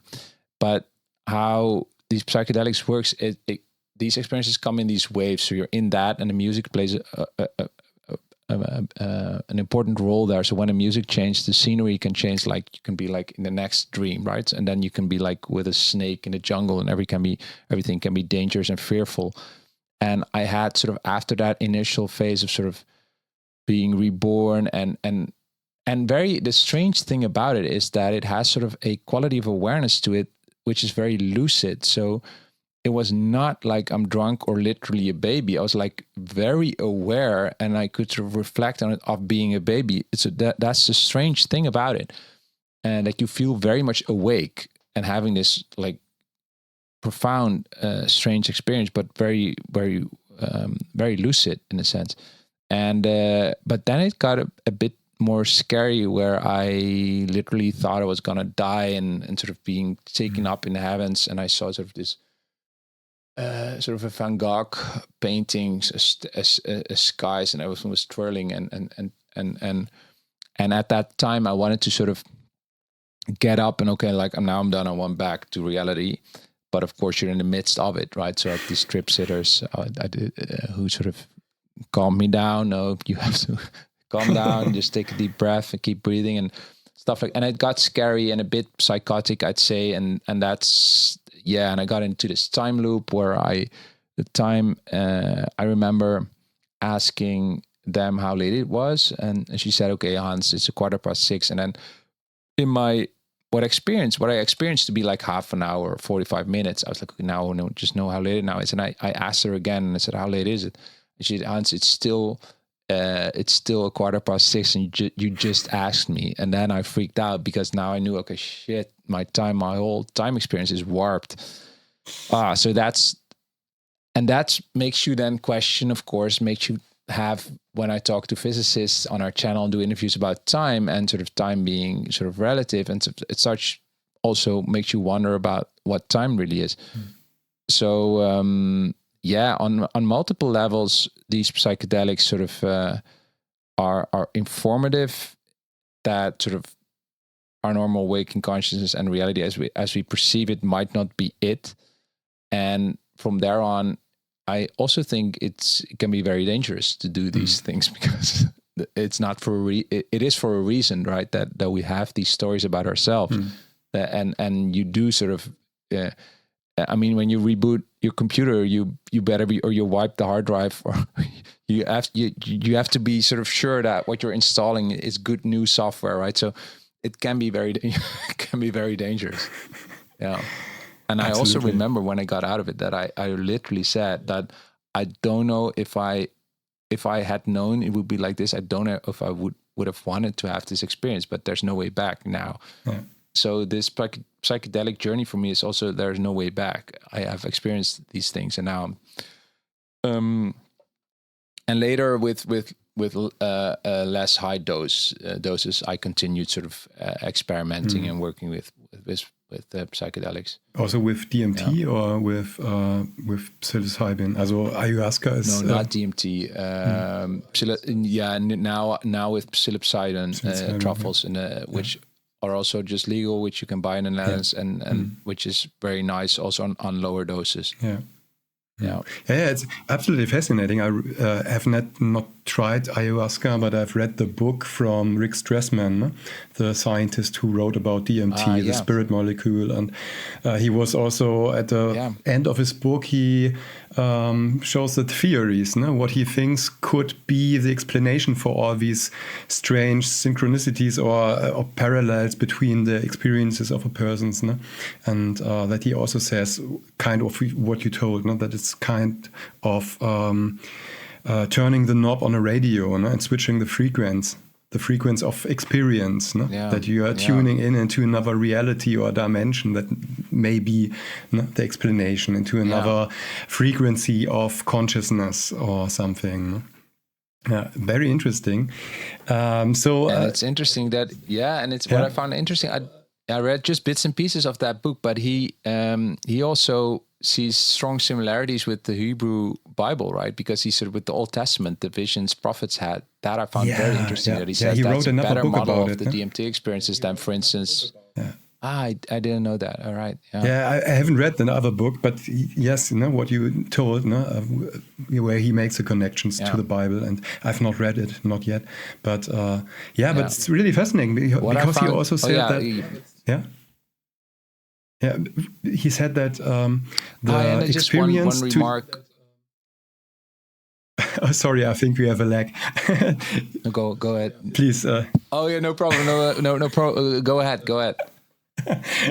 Okay, I remember that he wrote that the participants who took DMT, that he asked them years later about their experience, and that many of them told that taking DMT was one of the most important experiences in their life. I think one woman compared it to the birth of a child or something.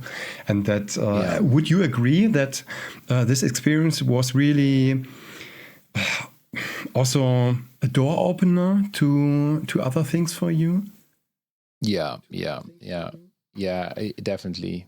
Yeah, I can agree. It's in sort of that list of sort of the birth of a child and sort of the like a life event in a sense. And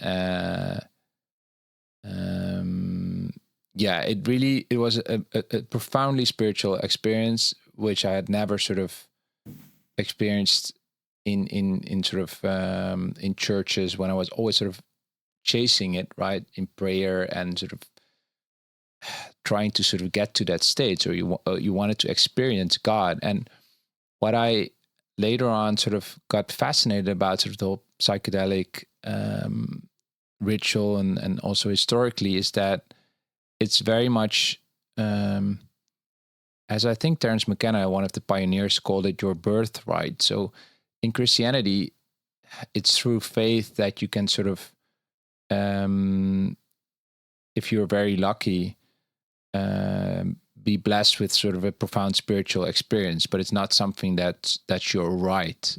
And even better, not to have the miracles, but the faith, right? Without the miracles. I think that's even Jesus saying that, right? Blessed are those who sort of have, believe without seeing. In the psychedelics, it's, here is sort of the you can even that's blasphemy, but see, here's the body of Christ, and if you eat it, you partake in sort of the unity, and you become for a moment, you have a divine experience. I mean, that's what a lot of people describe as one of the most spiritual experiences in their life, and it's guaranteed in a sense that, because that is just brain chemistry. And if you then compare that to Christianity, where it's sort of, you have a class of priests, the priest class that sort of intermediates between God and the believer. I very much sort of and even sort of find that sort of, I found it much beauty in that, in sort of in the psychedelic community. It's a very humble community, because everyone knows there's not a, you have shamans, of course, you have experienced psychonauts, but they all know that if you take these substances, you never know what you can encounter, and the only guidance you have is in a sense your own humbleness, your own mindset, which you bring to it, right? So you have to, it's like, here's the substance, and you have to do it all by yourself. You have trip sitters, and that I very much liked about it. It's a sort of super democratic spiritual community. And then you have these books about sort of, I forgot the name of the author who wrote sort of the Immortality Key, right? Who did sort of this narco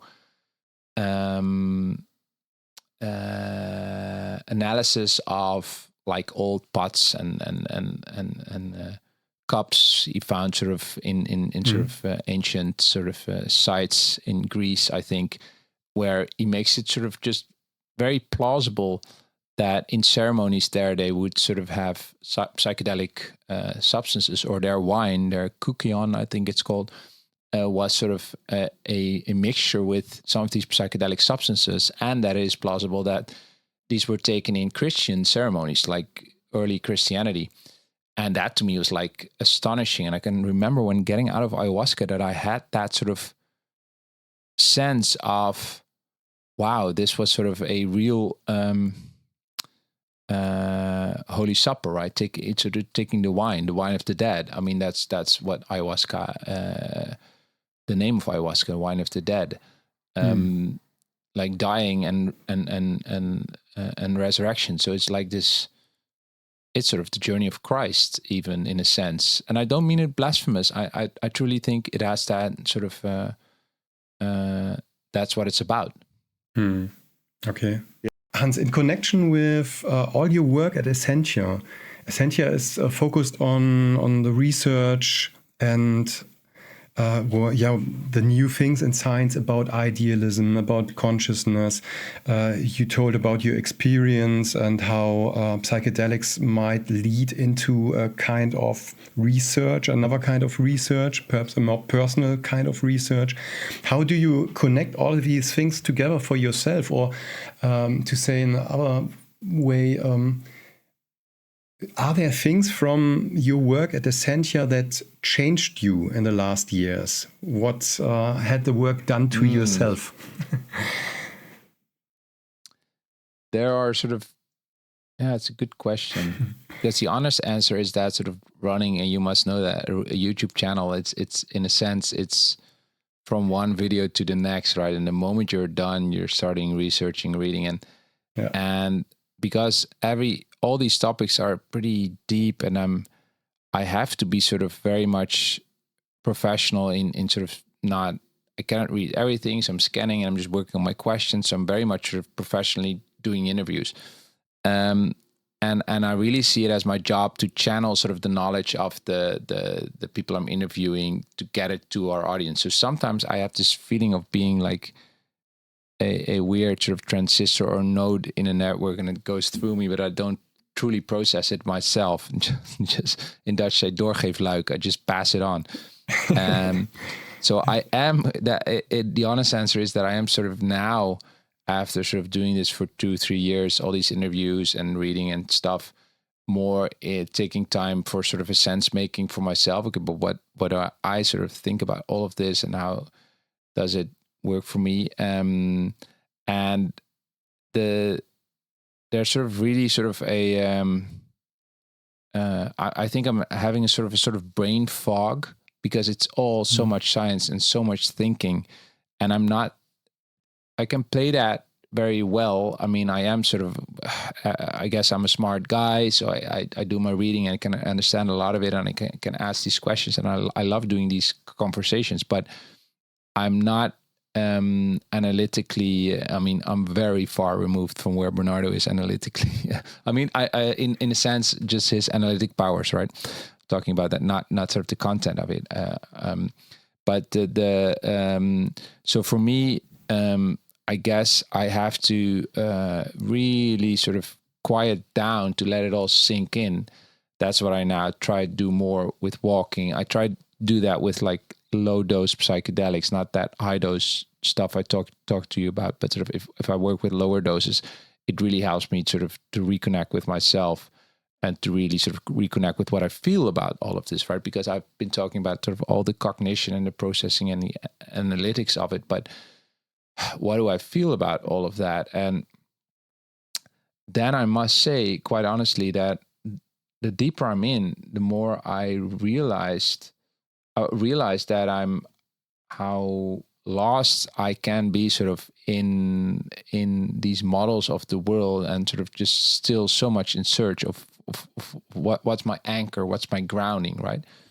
So that still sort of is funny thing that I sort of ended up doing such so much this search with my head, in a sense. And I think it's my Protestant upbringing, where it's in a sense quite rational, and it lacks sort of this more Catholic way of ritual and images and pathos and it's so much logos, right? And I'm realizing that now more than ever, that I might need sort of, I really feel that I need sort of spiritual practice, not because it's true in a metaphysical sense, but that I need it as a tool to ground me, because my thinking and my overthinking and sort of that sort of needs to be grounded in a sense. Yeah. So you can already hear that. It's not that I'm lost, but it is sort of the deeper and the further you go, it really takes time to truly process all these things, right, into sort of like your own life. Yeah, does it make sense? Yeah, it feels like the loop is going on and your search is not finished. Ne? Yeah. But no, it's not finished. Yeah. But going back to your documentary about the faith, there you said that you want to find peace. Have you found peace right now in your work, in the topics that you're dealing with? And is it a more peaceful search, a peaceful quest for answers? Yeah, it has become more peaceful. It has become more peaceful because I'm much more... the thing, if you would frame sort of like idealism as non-dualism, where I was sort of in a dual mindset, of dualist mindset, like the yes but, right, earlier in our conversation, and now sort of the yes and that. The most important guide sort of on my spiritual journey has been Ramdas, Richard Alpert. Do you know him? No. He was one of the psychedelic pioneers who, together with Timothy Leary, did these first experiments in universities in the United States. And then Timothy Leary became very political about sort of psychedelics and the anti-war movement and sort of the whole counterculture, and which sort of really triggered sort of a response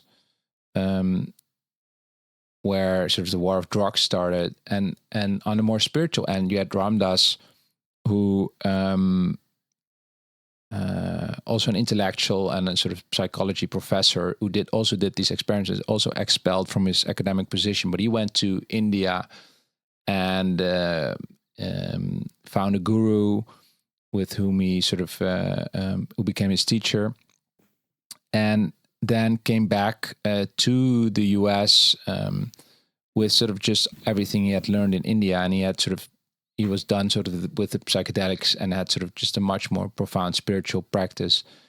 And his sort of core mantra became "Be Here Now." It's also a beautiful book he has written about this, "Be Here Now." And it's all about being here now. And that sort of quality of it is what it is and I'm here now has sort of landed with me much stronger than ever before. So even in, let's say, anxious moments where I still sort of doubt it all, or just stuff everyone has, like your anxieties as a human being, I can find peace in that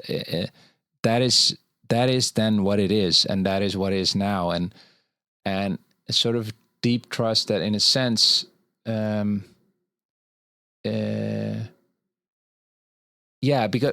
in Ramdas' thinking, I have experienced that sometimes on psychedelics, is that it is all completely okay on a higher level. And I might be fooling myself saying stuff like this. I know sort of from my Christian dualist friends who are much more in like, but there's evil and just look at all the suffering in the world. They get sort of into these discussions, right? And I do see sort of the problem of spiritual bypassing. I see that sort of idealism can be sort of a spiritual bypassing, like saying it's all mind, and either you say it's just all an illusion, you have to transcend that. If you see someone suffering, you just need to meditate more deeply to see it's all an illusion,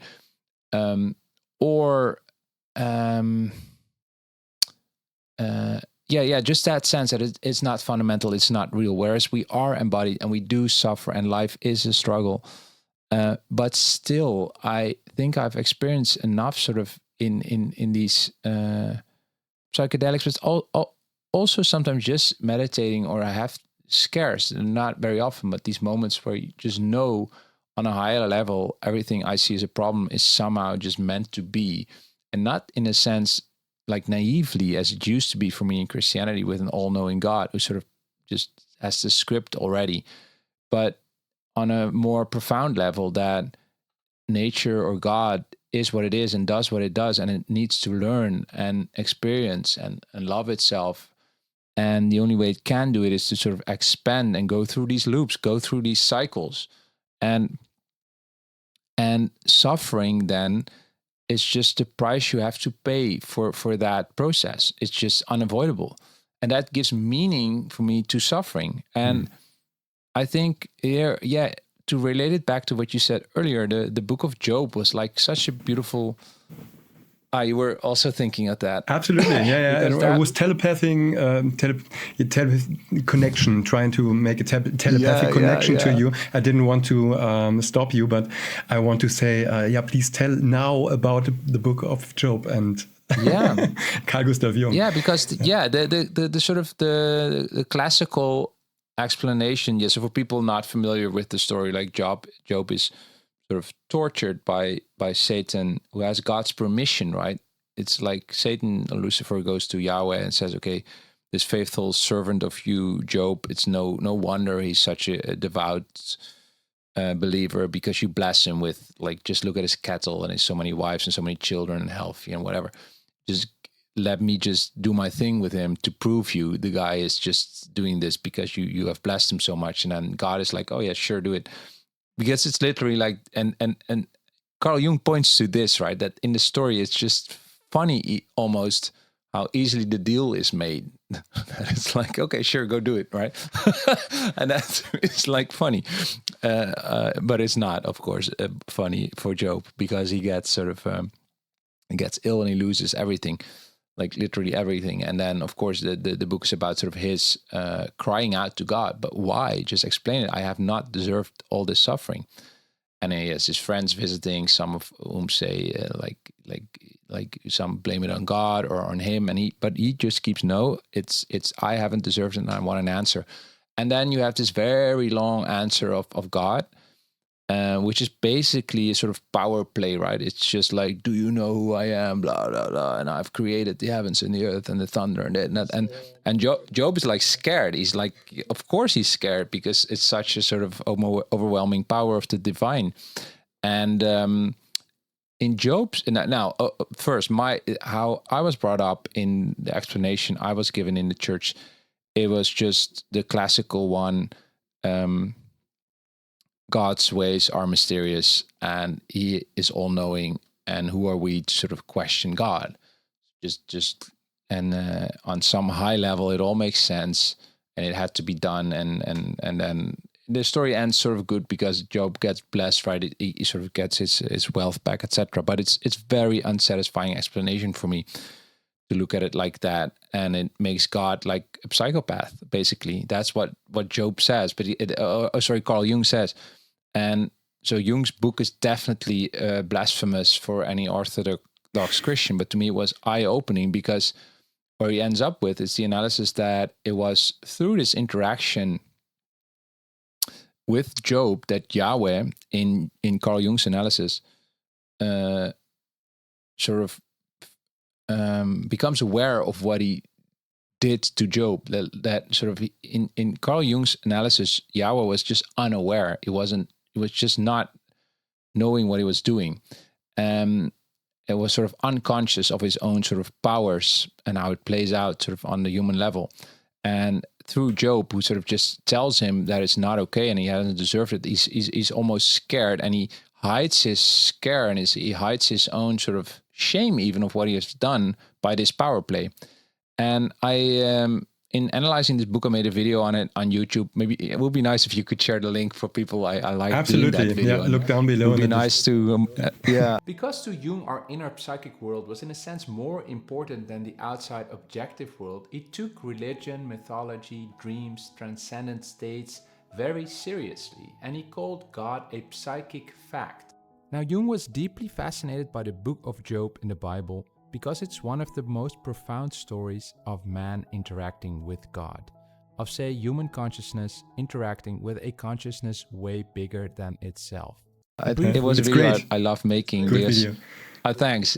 I compare it in that video with sort of, I'm a parent now, so it's the moment where you know you're not being consequent, or your children sort of have something, you just know they're right, sort of, but that yesterday you said that, and now you're, and you power play them. It's like, yeah, well, who earns the money here? You go like that, and you know it's just like power play. And if you do that, like, you can intimidate children and they'll shut up. But I mean, at what price, right? At what cost?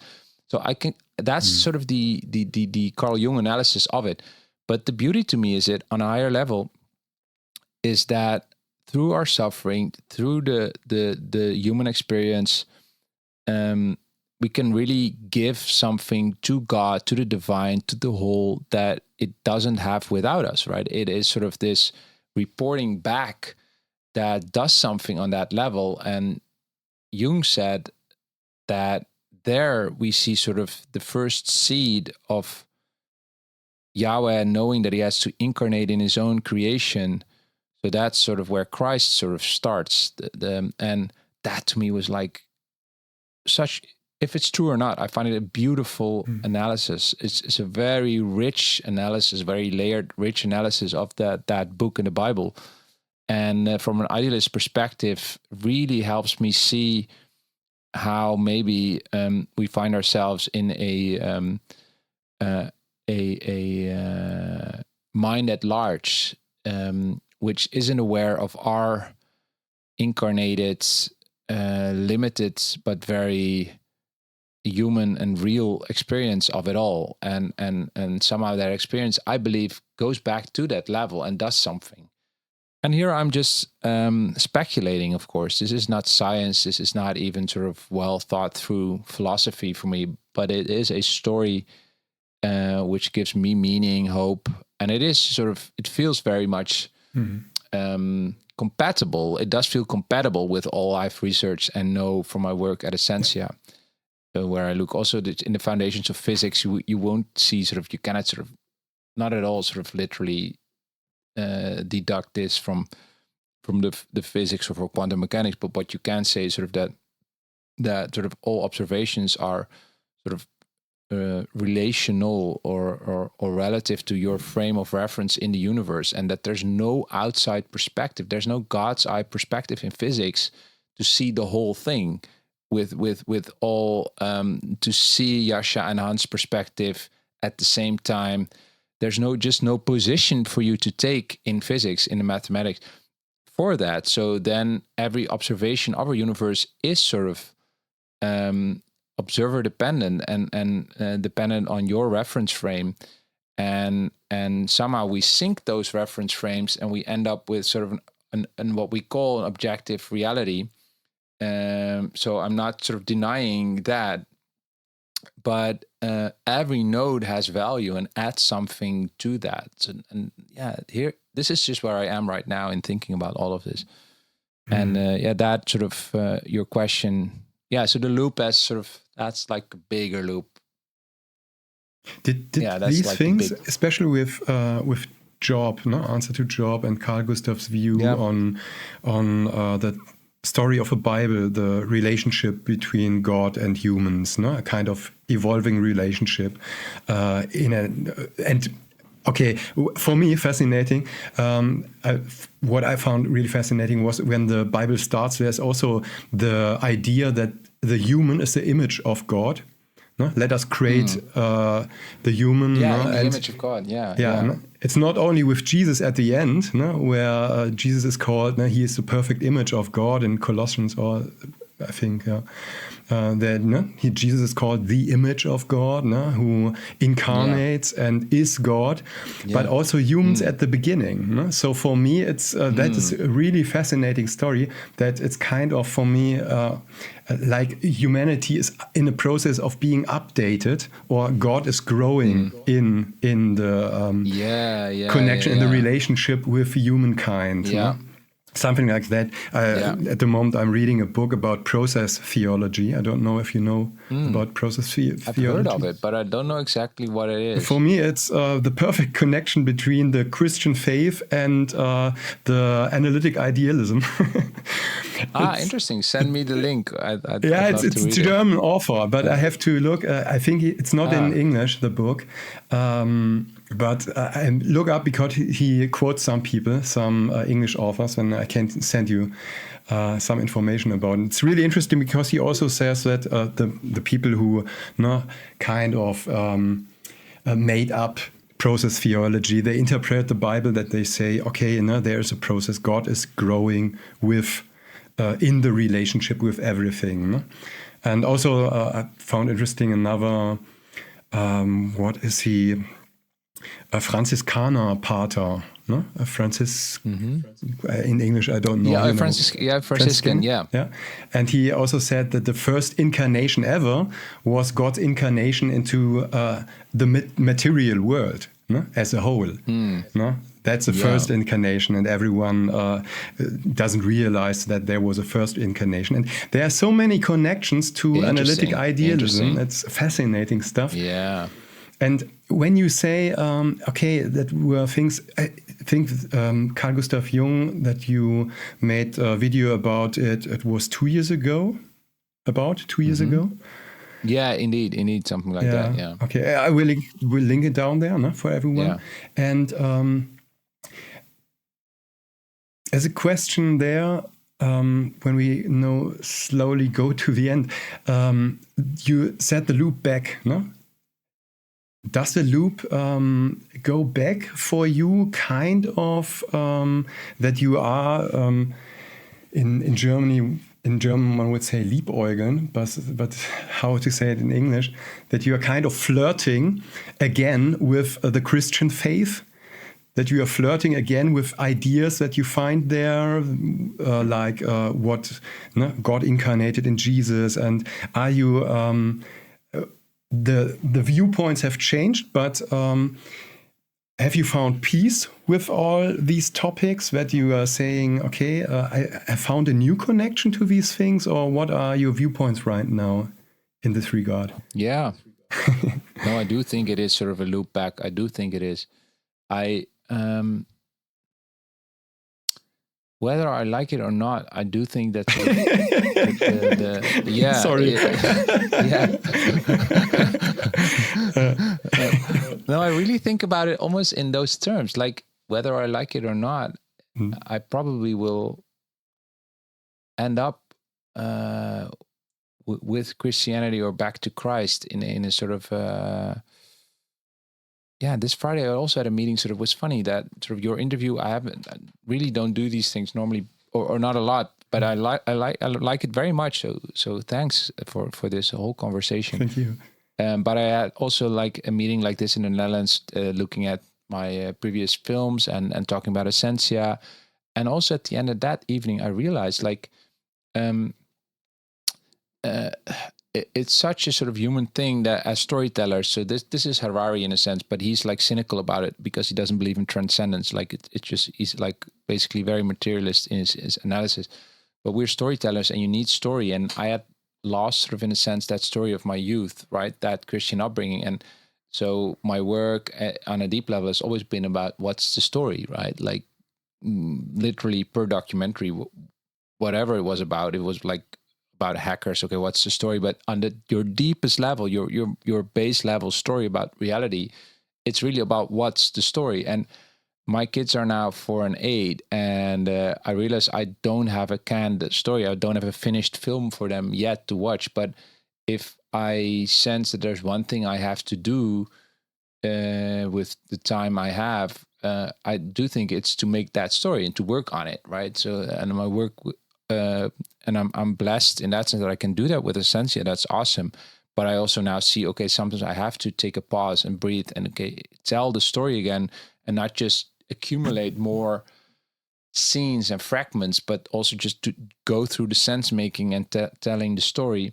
So I'm very much in the midst of that. And in all of that, I think that idealism and non-dualism has sort of a very Eastern ring to it that a lot of people directly think about Buddhism and the Vedics, and that's true. That's definitely true. That's what we know sort of non-dualism from. But what I'm curious about, and I have to read much more, and I've only I know that in sort of our Western heritage and culture, we have also that strongly idealist notions and non-dualist notions, but I'm particularly interested in those in early Christianity or in the Gnostics where you see that, and of course in the figure of Christ, there is just there it all comes together, I think, and that's why I'm sort of driven to sort of research more on that, but also just try and how do I say that? Try and live it. I mean, there's this saying in the Gospel of Thomas, I think, which isn't in the Bible, right? It's just this.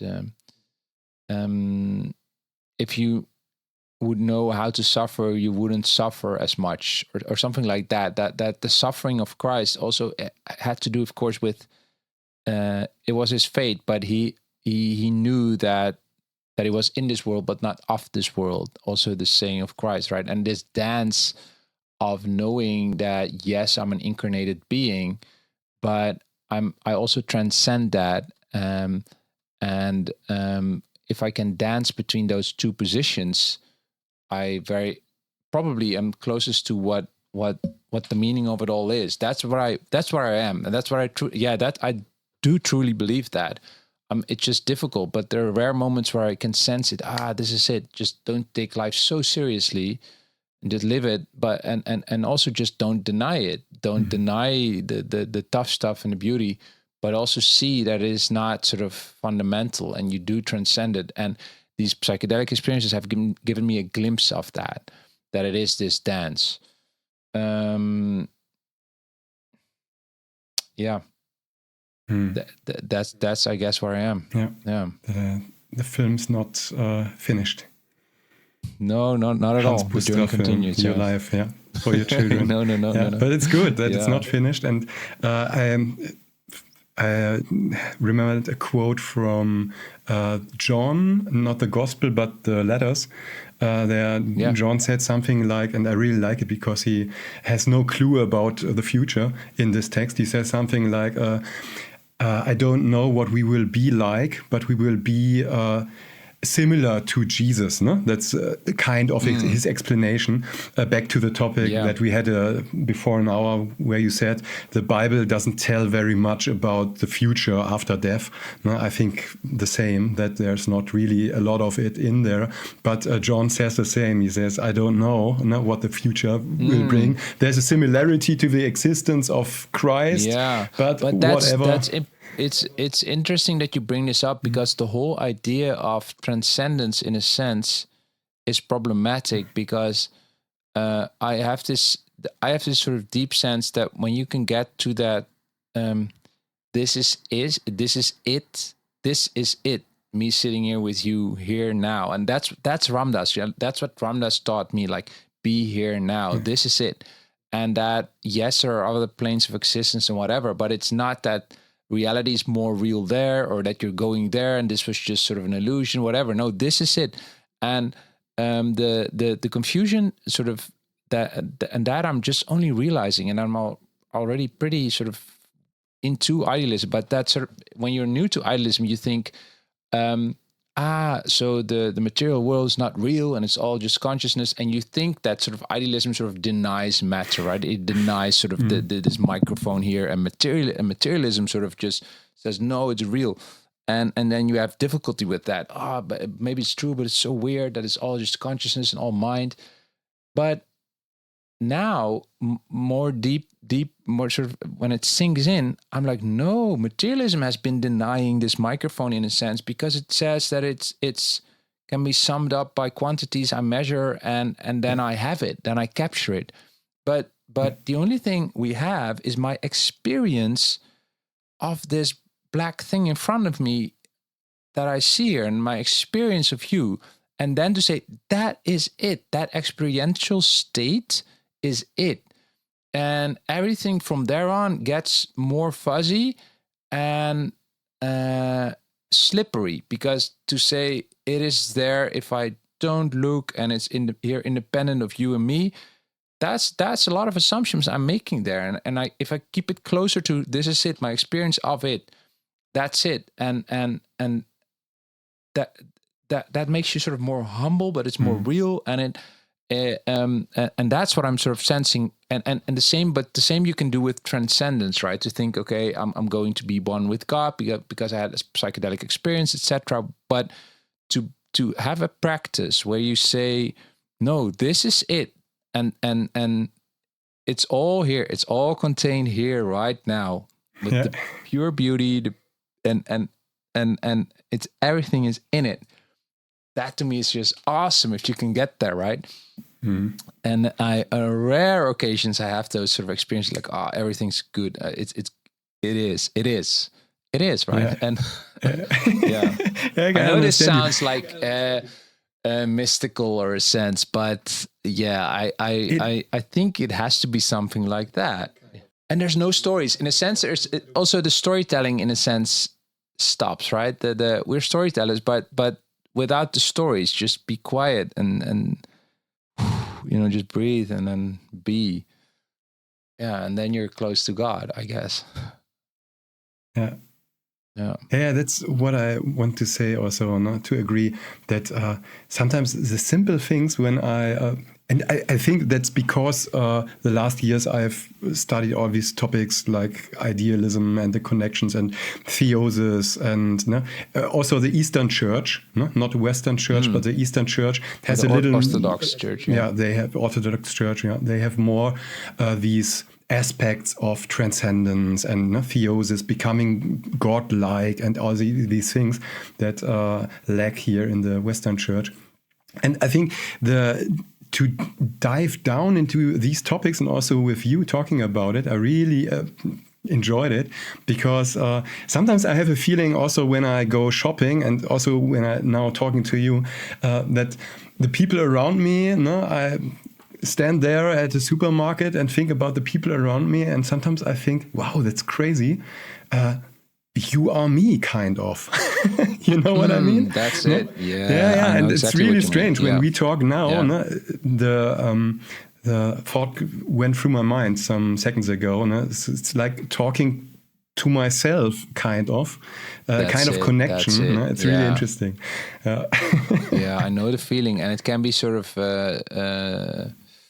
you can get dissociated, or it can be very alienating, and it can be very strange. But exactly, like you sense that we're all one, and indeed we're in this dance together. Yeah. Beautiful. I agree. Yeah.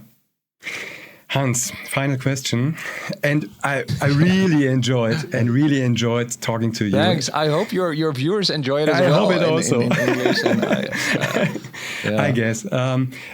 Is there something that you would like at the end to convey to the viewers out there? Your last words. Whoa.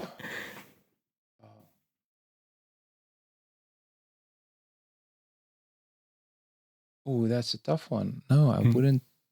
I don't have like these tips or. Yeah, well, maybe it's what you just said, that sort of, and if that's so, it can all be found within, right? So if you hear this conversation, you might think that you have to. My path, in a sense, is a strange one, and maybe an unnecessary one. Going through all these sort of researching and interviewing all these people, reading a lot, researching, and getting sort of this overloaded head, and then having to sort of settle down. And it can be done much more efficiently by just being quiet and going within, and you will find everything you need there. That's what I'm really convinced of that, and I do it too little myself, and that's where sort of we can find all the answers. Yeah. And of course, by silently being together, it also goes in interactions. Not to say that sort of this you can do it all by yourself, but you will need other people. But it doesn't necessarily need to go through a lot of thinking, processing. It can be all here right now. That's it. Yeah. In this Something sense, like that. Thank you again for this wonderful conversation. Yeah. Really, thank you very much. Thank you, Yasha. Thank you. I really enjoyed it, and I really hope people will like it. I'm, like I said, I'm not an expert, so I just shared my story, my journey, and it was really great. And to you out there, listener, thank you also to you. I also hope that you enjoyed the interview, and please. If you have questions, leave them down below in the comments, and don't forget to subscribe and everything. And have a nice week, and we'll see you in the next video. Bye. Back.